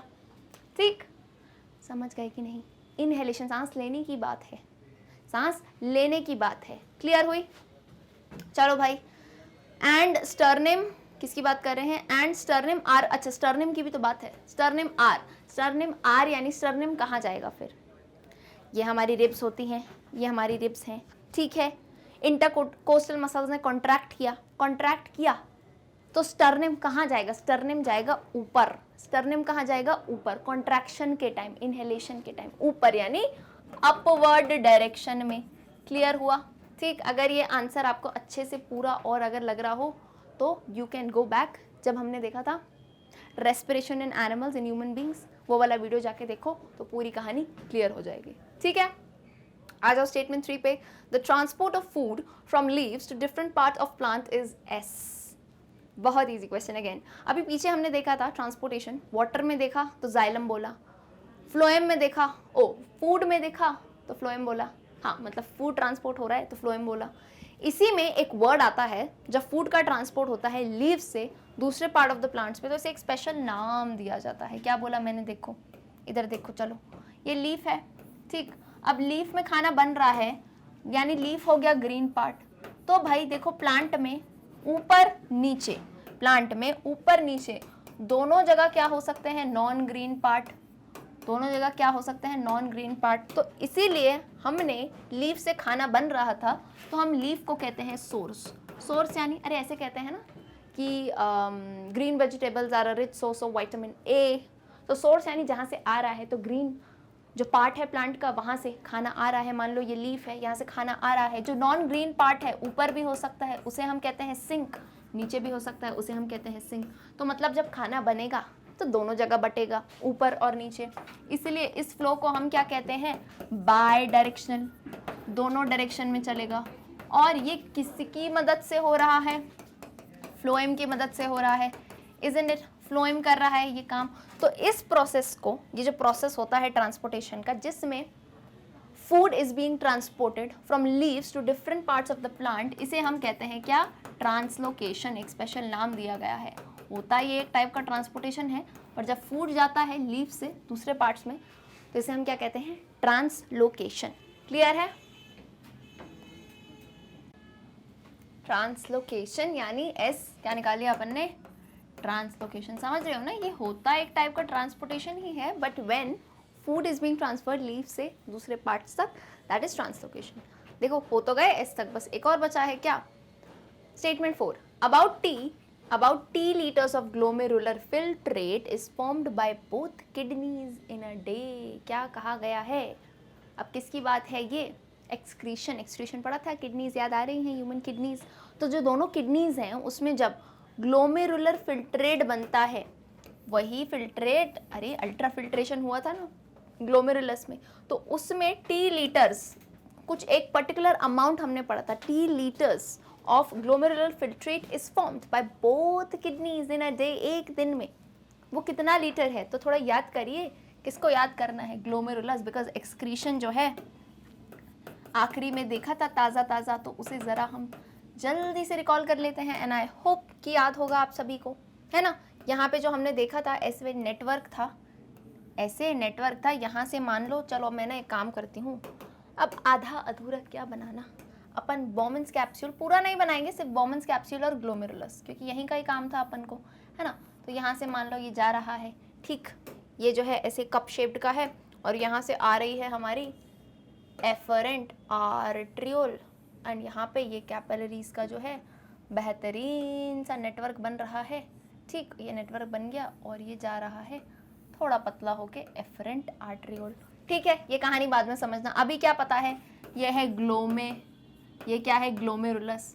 ये किसका डायग्राम है सबसे पहले तो, है ना? यहीं रुक गई होगी गाड़ी, याद होगी। ये डायग्राम किसका है? अरे किडनी का फंक्शनल यूनिट जो होता है, फंडामेंटल फंक्शनल यूनिट, नेफ्रॉन। ये एक नेफ्रॉन के अंदर का वो भी आधा डायग्राम है। आधा यानी ये बॉमन्स कैप्सूल है, ये बॉमन्स कैप्सूल है, और ऊपर का क्या है? ग्लोमेरुलस। क्लियर? बिकॉज हमें बात यहीं तक करनी है तो यहीं तक की बात करते हैं। ये एफरेंट आर्ट्रियोल है, यहाँ से क्या होता है? यहाँ से ब्लड अंदर आता है। क्यों आता है? एक्सक्रीशन में से। वेस्ट कहाँ से निकाले हैं? ब्लड से निकाले हैं। ठीक, ब्लड अंदर आया, हाँ आ गया। अब यहाँ देखो, यहाँ पे नेटवर्क ऑफ कैपिलरीज बना है जिसे हम कहते हैं ग्लोमेरुलस। ध्यान से सुनना, यहाँ पे एक प्रोसेस चलता है जिसे हम कहते हैं ग्लोमेरुलर अल्ट्रा फिल्ट्रेशन। क्या हो रहा है? फिल्ट्रेशन क्या होता है? कचरा बाहर निकालना। जैसे आप चाय बनाते हो, चाय के बाद छानते हो ना, या डायरेक्ट ऐसी चाय पी जाते हो? बोला नहीं मैम, छी, हम क्या करते हैं, चाय को बेहतरीन तरीके से छानते हैं ताकि चाय की जो पत्ती है अंदर नहीं जाए चाय में।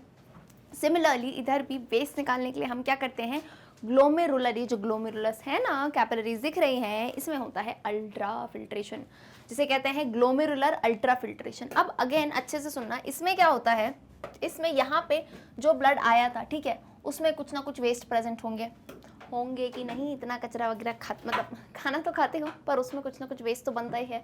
तो मेटाबॉलिज्म से, बॉडी की मेटाबॉलिज्म से जो वेस्ट बनता है, खाना खाने वाला वेस्ट तो फीसेस से बाहर आता है, समझते हो।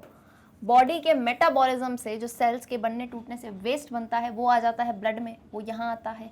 नाउ यहाँ चलता है फिल्ट्रेशन, यहाँ चलता है फिल्ट्रेशन। फिल्ट्रेशन होने के बाद इतना बताते हैं, पता है कितना ब्लड फिल्टर होता है जो फिल्ट्रेट बन के आता है, कितना, 180 लीटर। बोलो 180 लीटर, दोनों किडनी से मिला के बोल रहे हैं, एक दिन में 180 लीटर जो ब्लड है फिल्ट्रेट के तौर पे आ जाता है। तो बोलो मैम हमें इतना तो नहीं पता कि 180 लीटर यूरिन निकल रही है, बिकॉज ये तो एक्सक्रीशन हो रहा है, इतनी निकलेगी तो हम खत्म ही हो जाएंगे, इतना तो पानी नहीं पीते हम। तो फिर पता है यूरिन कितना निकलता है, यूरिन तो सिर्फ 1 से 2 लीटर निकलता है। ये जो फिल्ट्रेशन है इसमें 180 लीटर फिल्ट्रेट बना, लेकिन यूरिन सिर्फ 1 से 2 लीटर, मतलब क्या कि बाकी जितना था ना, मतलब मान लो 178 लीटर्स, वो वापस से एब्जॉर्ब हो जाता है, क्योंकि वो काम की चीज़ें थी, सब निकाल लेते हैं एक साथ, फिर एब्जॉर्ब कर लेते हैं बाकी काम की चीज़ें। इज इट क्लियर और नॉट? तो कितना मैंने बताया, देखो ना क्वेश्चन क्या है। About T litres of glomerular filtrate is form by both kidneys in a day. T litres यानी कितना, 180 लीटर। यहाँ क्या आएगा, 180, 180। ऑलराइट, तो देखो यही आइडेंटिफाई किए थे, तो बहुत अच्छी बात है। P will be chemosynthetic nutrition, Q intercostal muscles, R upward, S translocation और T 180। अब इनमें से जो भी सही सही दिखे, इन आ जाओ 4 ऑप्शंस पे। Let's check. Option A, option A कहता है P हो सकता है फोटोसिंथेटिक न्यूट्रिशन, लेकिन हमने देखा है P होता है कीमोसिंथेटिक न्यूट्रिशन। अगर किसी ऑप्शन में एक चीज़ गलत हो तो उसको कृपया करके पूरा ऑप्शन गलत डाल देना, ठीक है। अब आ जाओ बी पे, Q है इंटरकोस्टल मसल्स, तो एग्जैक्टली इनहेलेशन में इंटरकोस्टल मसल जो है रिब्स की कॉन्ट्रैक्ट करती हैं, तो बिल्कुल सही बात है। रुक जाओ, पूरा चेक करो। R क्या है, अपवर्ड्स। R अपवर्ड्स यानी वो स्टर्निम को अपवर्ड्स मूव करती है, रिब्स एंड स्टर्निम को ऊपर मूव करती हैं, तो बिल्कुल सही बात है। अगेन अपवर्ड्स यानी ऐसे अपवर्ड्स। एंड T भी चेक कर लो, T लिखा है 180, बहुत ही बेहतरीन। ऑप्शन बी मिल चुका है correct answer. Q, R and T को इन्होंने बिल्कुल करेक्टली आइडेंटिफाई किया है, which means option B is the correct answer. Clear? ऐसा लग रहा था बहुत लंबे लंबे क्वेश्चंस आ जाते हैं, डिफिकल्ट होता है, ऐसा कुछ नहीं है, बहुत ईजी क्वेश्चन है, बस स्टेप बाय स्टेप करना सीख जाओ। Come to question number 17। Cells formed in bone marrow are dash. A, RBCs only, B, WBCs only, C, both A and B, D, none of these। Very easy question है ना, intermediate question है, but बहुत ही easy है, because हम पढ़ चुके हैं जो हमारा बोन मैरो होता है वहाँ कौन सी सेल्स बनती हैं। जल्दी से बताओ आंसर, इसमें देरी नहीं लगनी चाहिए। Is it option A, B, C और D, बोन मैरो में जो सेल्स बनती हैं। Now I hope full form पता होंगे, ठीक है, अभी बोलूँगी नहीं फुल फॉर्म। इतना ऑब्जर्व किया कि देखो डायरेक्टली ऑप्शंस में आपको एब्रीविएशंस दे रहे हैं, RBC, WBC, पूरा नाम नहीं दिया है, तो ऐसे आता है एग्जाम में। ऑलराइट, सो टाइम्स अप। चलो भाई, इजी है क्वेश्चन। फर्स्ट ऑफ ऑल आपको पूरे नाम हमेशा अब याद होने चाहिए। रेड ब्लड सेल, WBC क्या होते हैं, वाइट ब्लड सेल, ये अपन कुछ टाइम तक ही रिवाइज करेंगे, है ना, फिर तो सिर्फ डायरेक्ट ही नाम लेंगे, ठीक। सेल बोल सकते हो, या सेल की जगह क्या कह सकते हो, कॉर्पस सेल, एक ही बात है। तो जो बोन मैरो होता है ना, बोन मैरो में ध्यान से सुनना, जो ब्लड के दोनों टाइप के सेल्स होते हैं, दोनों कौन से, RBC, WBC। RBC वो सेल जो ऑक्सीजन लेके जाता है, WBC वो जो हमारी आर्मी फॉर्म करता है, ये दोनों ही फॉर्म होते हैं कहाँ, बोन मैरो में।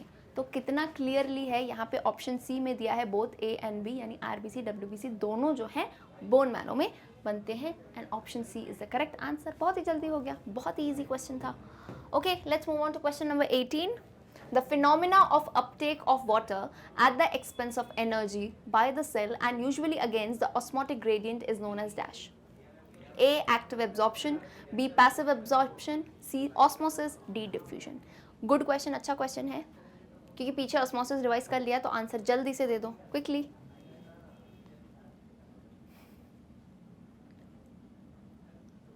अपटेक का फिनोमिना, कौन सा, वाटर अपटेक का, पर कैसे, एनर्जी लगा के।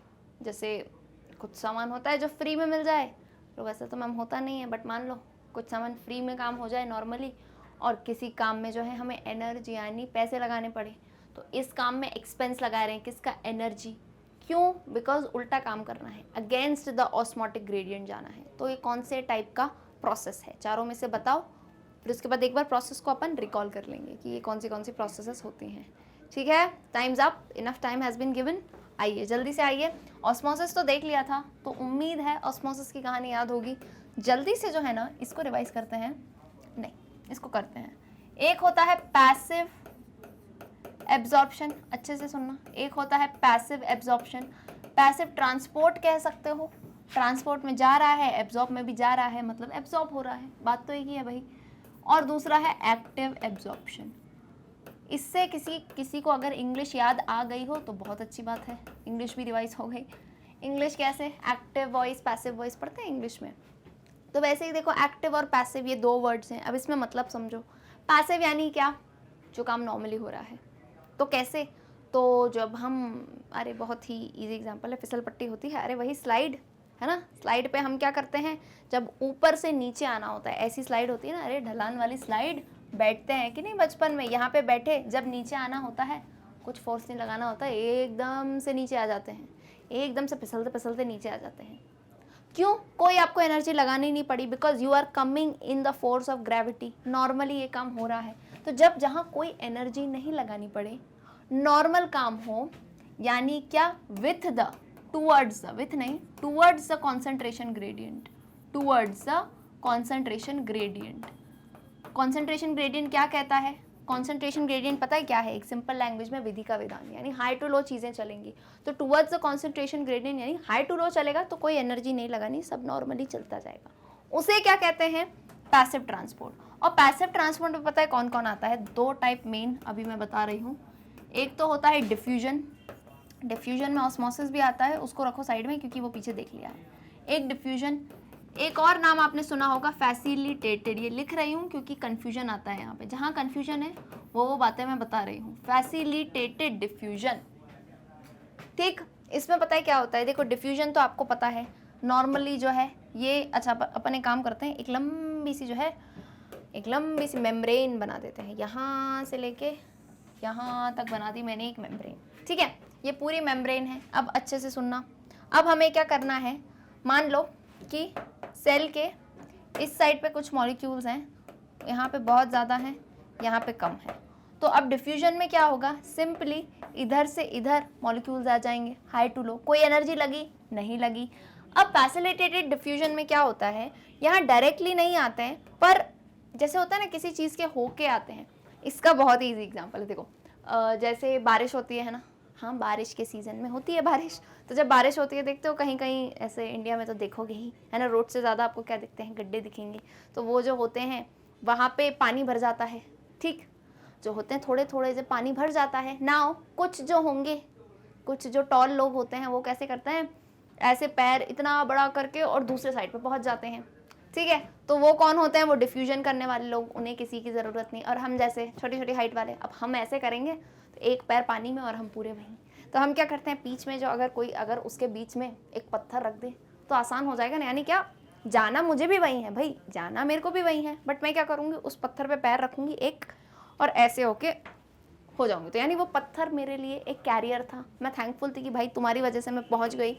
तो सिमिलरली फैसिलिटेटेड डिफ्यूजन में कुछ मॉलिक्यूल्स जैसे हमारे जैसे डायरेक्टली नहीं पहुँच पाते, तो उनके लिए यहाँ पे प्रेजेंट रहते हैं कुछ प्रोटीन्स जिन्हें हम कहते हैं कैरियर प्रोटीन्स, कुछ प्रोटीन्स जिन्हें हम कहते हैं कैरियर प्रोटीन्स, उनकी मदद से मॉलिक्यूल्स आ जाते हैं इस साइड पर। आपको पता है क्या, यहाँ पे विधि का विधान ही है, हाई टू लो ही जा रहे हैं, यानी बाहर हाई थे अंदर कम थे, बस मदद किसकी ले रहे हैं, ये कैरियर प्रोटीन्स की। किसकी मदद ले रहे हैं, कैरियर प्रोटीन्स की। इज इट क्लियर, यहाँ कोई एनर्जी नहीं लगी है, यहाँ कोई एनर्जी नहीं लगी है, हाई टू लो जा रहा है। तो बोलो मैम फिर एक्टिव एब्जॉर्प्शन में क्या है, तो यहाँ देखना कहानी, यहाँ बिल्कुल क्लियरली समझ आ जाएगा कि क्या अलग चल रहा है। एक्टिव एब्जॉर्प्शन में मान लो सराउंडिंग में 2 से 3 मॉलिक्यूल हैं और अंदर भरपूर है, अंदर भरपूर है, मतलब आपके पास बहुत है बाहर कम है, फिर भी फिर भी आप क्या कहोगे कि मुझे बाहर से चाहिए, ये वाले मॉलिक्यूल्स अंदर लेने हैं, हमें अंदर लेने हैं, यानी क्या, उल्टी हो गई चीज़। अब यहाँ कहाँ से ट्रैवल कर रहा है, from low to high. Low to high क्या हो गया, ये तो उल्टी बात हो गई ना, लो टू हाई उल्टी बात हो गई। So over here we call it as against the concentration gradient. याद आ रही है बातें कि नहीं, बिल्कुल रिकॉल होती जानी चाहिए। लो टू हाई जा रहा है, उल्टा जा रहा है, अगेंस्ट द कॉन्सेंट्रेशन ग्रेडियंट। तो जैसे स्लाइड से नीचे उतर गए, अब मन तो करता है ना फिर से जाएंगे, गए। अब ऊपर जब चढ़ रहे हो तो चढ़ने में थोड़ी मेहनत लगती है कि नहीं, अरे छोड़ो, वही स्लाइड से नीचे उतरे थे, हम करते हैं ना ऐसा, सीढ़ियों से नहीं चढ़ना, डायरेक्ट उसी फिसल पट्टी से ही हम ऊपर चढ़ते हैं पकड़ पकड़ के, तब कितनी एनर्जी लगती है भाई। तो वो एनर्जी लगी क्यों, बिकॉज हम उल्टा जा रहे हैं, ग्रेविटी के उल्टा।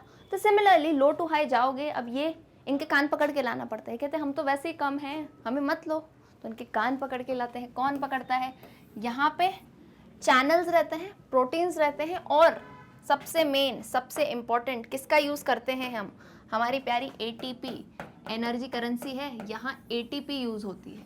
ATP क्या है, एनर्जी लगा के बोलते हैं, ताकत लगे तो लगे, इनको यहाँ से यहाँ लेके आओ। Is it clear, active absorption समझे, लो टू हाई जाएगा, against the concentration gradient and energy का यूजेज होगा। ये डिफरेंस समझे हो, क्योंकि फैसिलिटेटेड और एक्टिव में कंफ्यूज हो जाता है। फैसिलिटेटेड में सिर्फ एक चैनल है, वही जो पत्थर मैंने बीच में रखा था, ठीक है, जाना तो हाई टू लो ही था। क्लियर है, तो अब तो बता दो आंसर, अब तो बहुत ही ईजी है क्वेश्चन। क्या है question, the phenomena of uptake of water at the expense of energy by the cell and usually against the osmotic gradient या कॉन्सेंट्रेशन ग्रेडियंट कह दो, it is known as option A active absorption, क्योंकि energy जहां लगे वो काम होगा active. Question number 19, glomerular filtration is possible because dash. अब ये क्वेश्चन अगेन है एक्सक्रीशन के ऊपर, ऑप्शन पढ़ लेती हूँ, तब तक जरा आंसर दे देना भाई। Option A, afferent arteriole has less diameter than the efferent arteriole.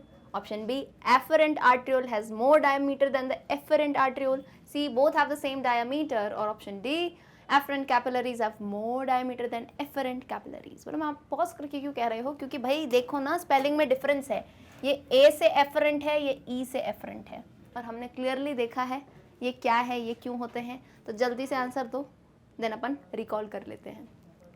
Glomerulus जो होता है उसमें फिल्ट्रेशन कैसे होता है, किसकी मदद से, कुछ प्रेजेंट रहता है, कुछ आता है, कुछ जाता है, जल्दी से बताओ, फिर अपन रिकॉल करते हैं। डायमीटर की बात हो रही है, डायमीटर समझते हो कि नहीं भाई, भूल गए, मैथ्स पढ़ते हो ना। ये कैसा सर्कल है मैम, चलो भाई लो, ये सर्कल है, ये सेंटर है, ये लॉन्गेस्ट कॉर्ड जो जा रही है इसे हम कहते हैं डायमीटर। तो यही पूछ रहे हैं कि आर्ट्रियोल है, कैपिलरी है, किसका ज़्यादा डायमीटर है जिसकी वजह से पॉसिबल हो रहा है ये फिल्ट्रेशन। दे रही हूँ, टाइम दे रही हूँ, करो जल्दी से, ए बी सी या डी। चलो भाई टाइम्स अप, इतना ही टाइम देना था मुझे, बहुत इजी है, जिसको आता है वो एक ही बार में बता देगा क्लियरली। अभी हमने क्या देखा था, हमने देखा था बॉमन्स कैप्सूल और ग्लोमेरुलस, तो इसको हम कर देते हैं साइड। एक्सक्रीशन की कहानी सबसे पहले तो जल्दी से, क्योंकि अभी हमने जो है ताज़ा एक्सक्रीशन पढ़ा था, तो मैं बनाऊंगी अगेन एक राजमा। ये कौन है, ये हमारी किडनी है, एक ऐसी है तो दूसरी उधर ऐसी होगी, तो इसी को याद रखो। नाउ इसमें हम देखते हैं कुछ स्ट्रक्चर्स, ऐसा किडनी का आप शेप देखते हो, और इसमें ऐसे डिवीजन बना है, ठीक, याद आ रहा है कि नहीं। ये क्या बना रही हूँ मैं, पिज्ज़ा के स्लाइसेस नहीं है ये भाई, ये जो है हमारा मेडुला का रीजन है किडनी का। हाँ, पिज़्ज़ा स्लाइस से याद हो जाता है तो कर लो, कोई दिक्कत नहीं है मुझे। ये कॉर्टेक्स है बाहर का रीजन, और ये जो ऐसे ट्राइंगल्स में दिख रहे हैं, this is the medulla reason. किसका शेप है ये, किडनी का, ठीक है। तो मैं बताना क्या चाहती हूँ, मैं बताना चाहती हूँ किडनी की जो फंक्शनल यूनिट होती है, जैसे लाइफ की फंक्शनल यूनिट, लिविंग ऑर्गेनिजम्स की फंक्शनल यूनिट क्या होती है, सेल, सबसे छोटी जो कहते हैं ना, अरे जैसे भाषा की सबसे छोटी इकाई ऐसे पढ़ते हो ना हिंदी में, वैसे ही यहाँ पे किडनी नाम तो इसका आता है, पर एक्चुअल काम कौन कर रहा है अंदर, वो होती है फंडामेंटल यूनिट किडनी की, nephron. Millions of nephrons present रहते हैं, याद रखना। और ये मैं मिलियन तो खैर नहीं बना पाऊंगी अभी, समझा करो, है ना।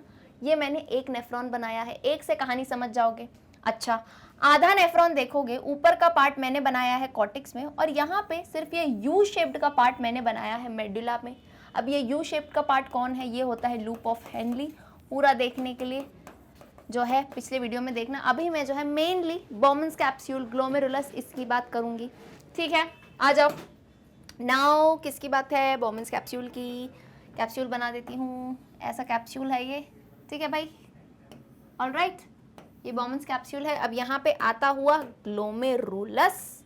नाउ ये कैसे शुरू होगा देखना, इधर ध्यान देना अब, है ना, वो डायग्राम हो गया खत्म। यहाँ देखो और यहाँ देखते रहो। चलो, ये कुछ आया है और ये कुछ जा रहा है, ये कुछ आया है और ये कुछ जा रहा है। देखना ध्यान से, फर्क जिसमें ऑब्जर्वेशन पावर अच्छी होगी ना वो ये बात को समझ जाएगा। ऑब्जर्वेशन पावर अपनी बढ़ाओ, देखना, ठीक। ये क्या है, ये है बॉमन्स का कैप्सूल। बॉमन्स का कैप्सूल, साइंटिस्ट के बाद नाम रखा था इसका, साइंटिस्ट थे एक बॉमन, उनके बाद नाम रखा बॉमन्स कैप्सूल। और ये क्या है, ये है हमारी कैपिलरीज का network which is also known as glomerulus. ये क्या है, कैपिलरीज का network which is also known as glomerulus. अच्छा, ये नेफ्रॉन आगे तक और चलेगा, अभी काम इधर का ही है तो यहाँ की बात करते हैं। नाउ देखो, यहाँ से हमें पता है ब्लड एंटर करेगा, यहाँ से ब्लड एंटर करेगा। ब्लड आया था किडनी में, देखो यहाँ पे ब्लड आया था किडनी में, किसके थ्रू, इसको पहले तो मैं हटाती हूँ, है ना, किसके थ्रू आया था, यहाँ पे किडनी में ऐसे देखते हो ना लगी रहती हैं वेसल्स, ये आया था रीनल आर्टरी के थ्रू। ध्यान से सुनो, किडनी में ब्लड आया, ऐसे एक वेसल बनाते हैं, किसके through, renal artery. Renal word, kidney जहाँ भी आएगा ना रीनल वर्ड सुनने को मिलेगा, renal artery, renal well, renal failure. Is it clear, renal artery से ब्लड आया। अब यहाँ पे आया ना, तो हमें पता है आर्टरी, जब आर्टरी इतना मोटा होता है, फाइनली डिवाइड होते होते वो किस में चला जाता है, आर्ट्रियोल में। तो यहाँ रीनल आर्टरी आया, डिवाइड होते होते बन गया आर्ट्रियोल। अब ये आर्ट्रियोल मान लो इस नेफ्रॉन के अंदर घुसा। अब वो नेफ्रॉन मैंने यहाँ ऐसे जूम करते हो पिक्चर को, जूम, तो मान लो इसको ऐसे जूम कर दिया और इधर आ गए। नाउ यहाँ से जो एंट्री ले रहा है वो ब्लड कौन सी आर्ट्रियोल से, ये जो थोड़ी मोटी है, इसे हम कहते हैं एफरेंट आर्ट्रियोल। बिल्कुल ध्यान देना, बिल्कुल इधर उधर नहीं होना चाहिए कंसंट्रेशन। ए लिखा है मैंने बड़ा सा, ए, एफरेंट आर्ट्रियोल। और यहाँ आएगा जब इधर कैपिलरीज में, तो यहाँ एक प्रोसेस चलेगी जिसका नाम होता है ultra filtration, glomerular ultra filtration. पीछे भी देखा हमने, ठीक। अल्ट्रा फिल्ट्रेशन हो गया, फिल्ट्रेट वगैरह बन गया। अब यहाँ से ब्लड जाएगा, ये जो ब्लड जा रहा है ये जा रहा है ई से शुरू हो रही है, देखो एफरेंट आर्ट्रियोल। क्या बोला मैंने, देखो ब्लड आया ए से एफरेंट आर्ट्रियोल, बाहर गया ई से एफरेंट आर्ट्रियोल। तो जिसने डिफरेंस देखा हो, यहाँ देखो ये आने वाली, ये जो आने वाली आर्ट्रियोल है एफरेंट, इसका डायमीटर कितना बड़ा है, और ये जो जाने वाली है उसका कंपैरेटिवली छोटा है। विच मीन्स इसकी जो वॉल्स हैं वो कैसी हैं, थिक है। इसकी जो वॉल्स हैं वो है थिक, और उसकी जो वॉल्स हैं वो है थिन। तो बोलो मैम ऐसा क्यों, तो ध्यान से सुनो, ध्यान से सुनो। ब्लड कैसे आता है, ब्लड पंप होता है, हार्ट देखा था ना, सर्कुलेशन में हार्ट देख लिया था, ब्लड पंप होता है। पंप जब होता है तो इतना पता था हमें कि आर्टरी की वॉल मोटी होती है। क्यों भाई, अरे कुछ पंप करोगे प्रेशर आएगा, पतली होगी तो फट नहीं जाएगी, इसलिए मोटा रखते हैं। नाउ इधर देखो, जब किडनीज में ब्लड आना होता है तो ये फिल्ट्रेशन कैसे होगा, जैसे आप चाय छानते हो तो चाय को ऐसे पलटोगे तो ही तो चाय छनेगी, ऐसे सीधे रख दोगे तो क्या चाय छन जाएगी अपने आप, आपको ऐसे उल्टा करना पड़ेगा, प्रेशर डालना पड़ेगा, नीचे ग्रेविटी में लाना पड़ेगा। तो सिमिलरली यहाँ भी जब फिल्ट्रेशन होना होता है तो हम क्या चाहते हैं, ब्लड आए एक प्रेशर से, ब्लड आए एक प्रेशर से। तो यहाँ जो ब्लड आता है ना एफरेंट आर्ट्रियोल से, वो प्रेशर से आता है, इसी वजह से ये मोटी होती है, और ये मोटी होती है तब जाके हो पाता है यहाँ फिल्ट्रेशन। एंड जब जाना होता है तो ऐसी कोई ज़रूरत नहीं, इसलिए एफरेंट आर्ट्रियोल होती है पतली। अब यहाँ व्हाट इज़ द कन्फ्यूजन, कहाँ कन्फ्यूजन आता है ये पहले ही बता दे रही हूँ। तो इस पॉइंट को बिल्कुल, जब मैं बोलूँ ना कन्फ्यूजन आता है तो दिमाग की जितनी बत्तियाँ हैं सारी जला दिया करो। जहाँ से आता है, अब अगर याद नहीं हो तो हिंदी तो बोलते हो, अगर आता है, हिंदी में आने को क्या कहते हैं, आता है। आता किससे स्टार्ट होता है, ए से। तो जब मैंने कहा यहाँ से ब्लड आता है, कहाँ से, एफरेंट आर्ट्रियोल, तो ए लगा दो। जब मैंने कहा यहाँ से ब्लड आता है, कहाँ से, एफरेंट आर्ट्रियोल, ए वाली। जाता है तो दूसरी तो पता ही है मैम, ई होगी। एक समझ जाओ दूसरी समझ आ जाएगी। Is it clear? I am making it very, I am trying my best कि बहुत ईजी कर दूँ मैं चीज़ें आप लोगों के लिए, है ना? समझ गए? पूरी कहानी रिकॉल हो गई कि नहीं? ठीक है, तो अब आंसर दे पाओगे? बिल्कुल। बताओ, जिसने यही आंसर दिया हो तो well and good. What is the question? Glomerular filtration is possible because dash. First, afferent arteriole has less diameter. नहीं भाई, afferent arteriole has more diameter than the efferent arteriole. क्या लाइन दी है? Afferent arteriole has more diameter than the efferent arteriole. Same तो नहीं है, और capillaries की बात नहीं है यहाँ पे, आर्ट्रियोल की बात है। तो which means option B is the correct answer. Let's come to last question, question number 20. The liquid which collects in the cavity of Bowman's capsule is dash. A. Concentrated urine. B. Blood plasma minus blood proteins. C. Glycogen and water. D. Used bile for excretion. Same figure दिया है, तो I think आसानी होगी, and I hope इस question का answer बिल्कुल सही दो। उसके बाद जो है अपना स्कोर जल्दी से कैलकुलेट करके कमेंट करके बताना, है ना? मैं देखूंगी किसके हाईएस्ट स्कोर है, और जितने भी आए हो डोंट वरी, ये काम डीमोटिवेट होने के लिए नहीं है।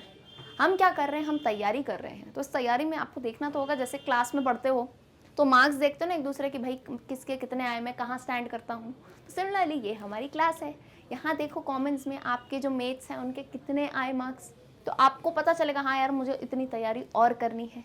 Is it clear? क्वेश्चन समझ आ गया क्या लिखा है भाई?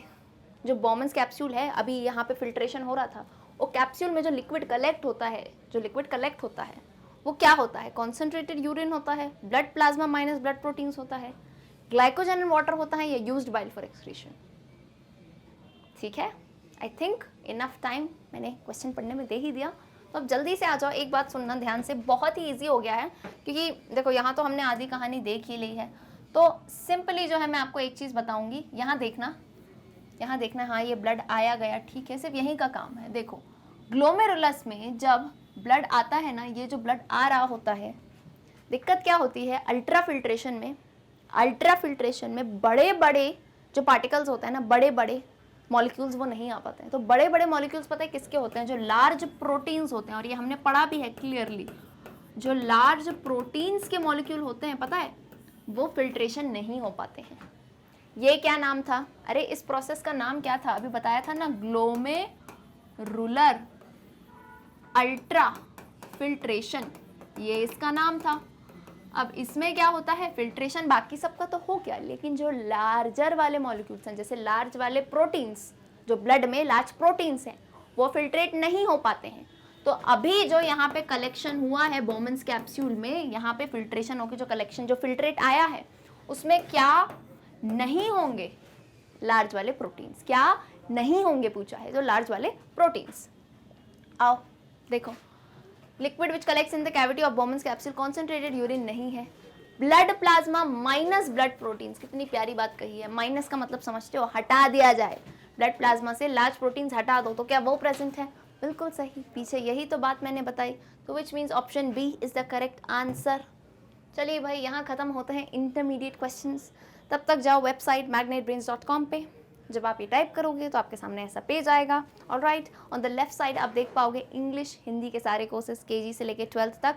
फॉर ओलंपियाड आप बाकी सारे टीचर्स के वीडियो देख सकते हैं, एंड फॉर NSO बायोलॉजी यहाँ पे है, सारे टॉपिक वाइज अरेंज्ड हैं, जाके एक बार रिकॉल कर लेना।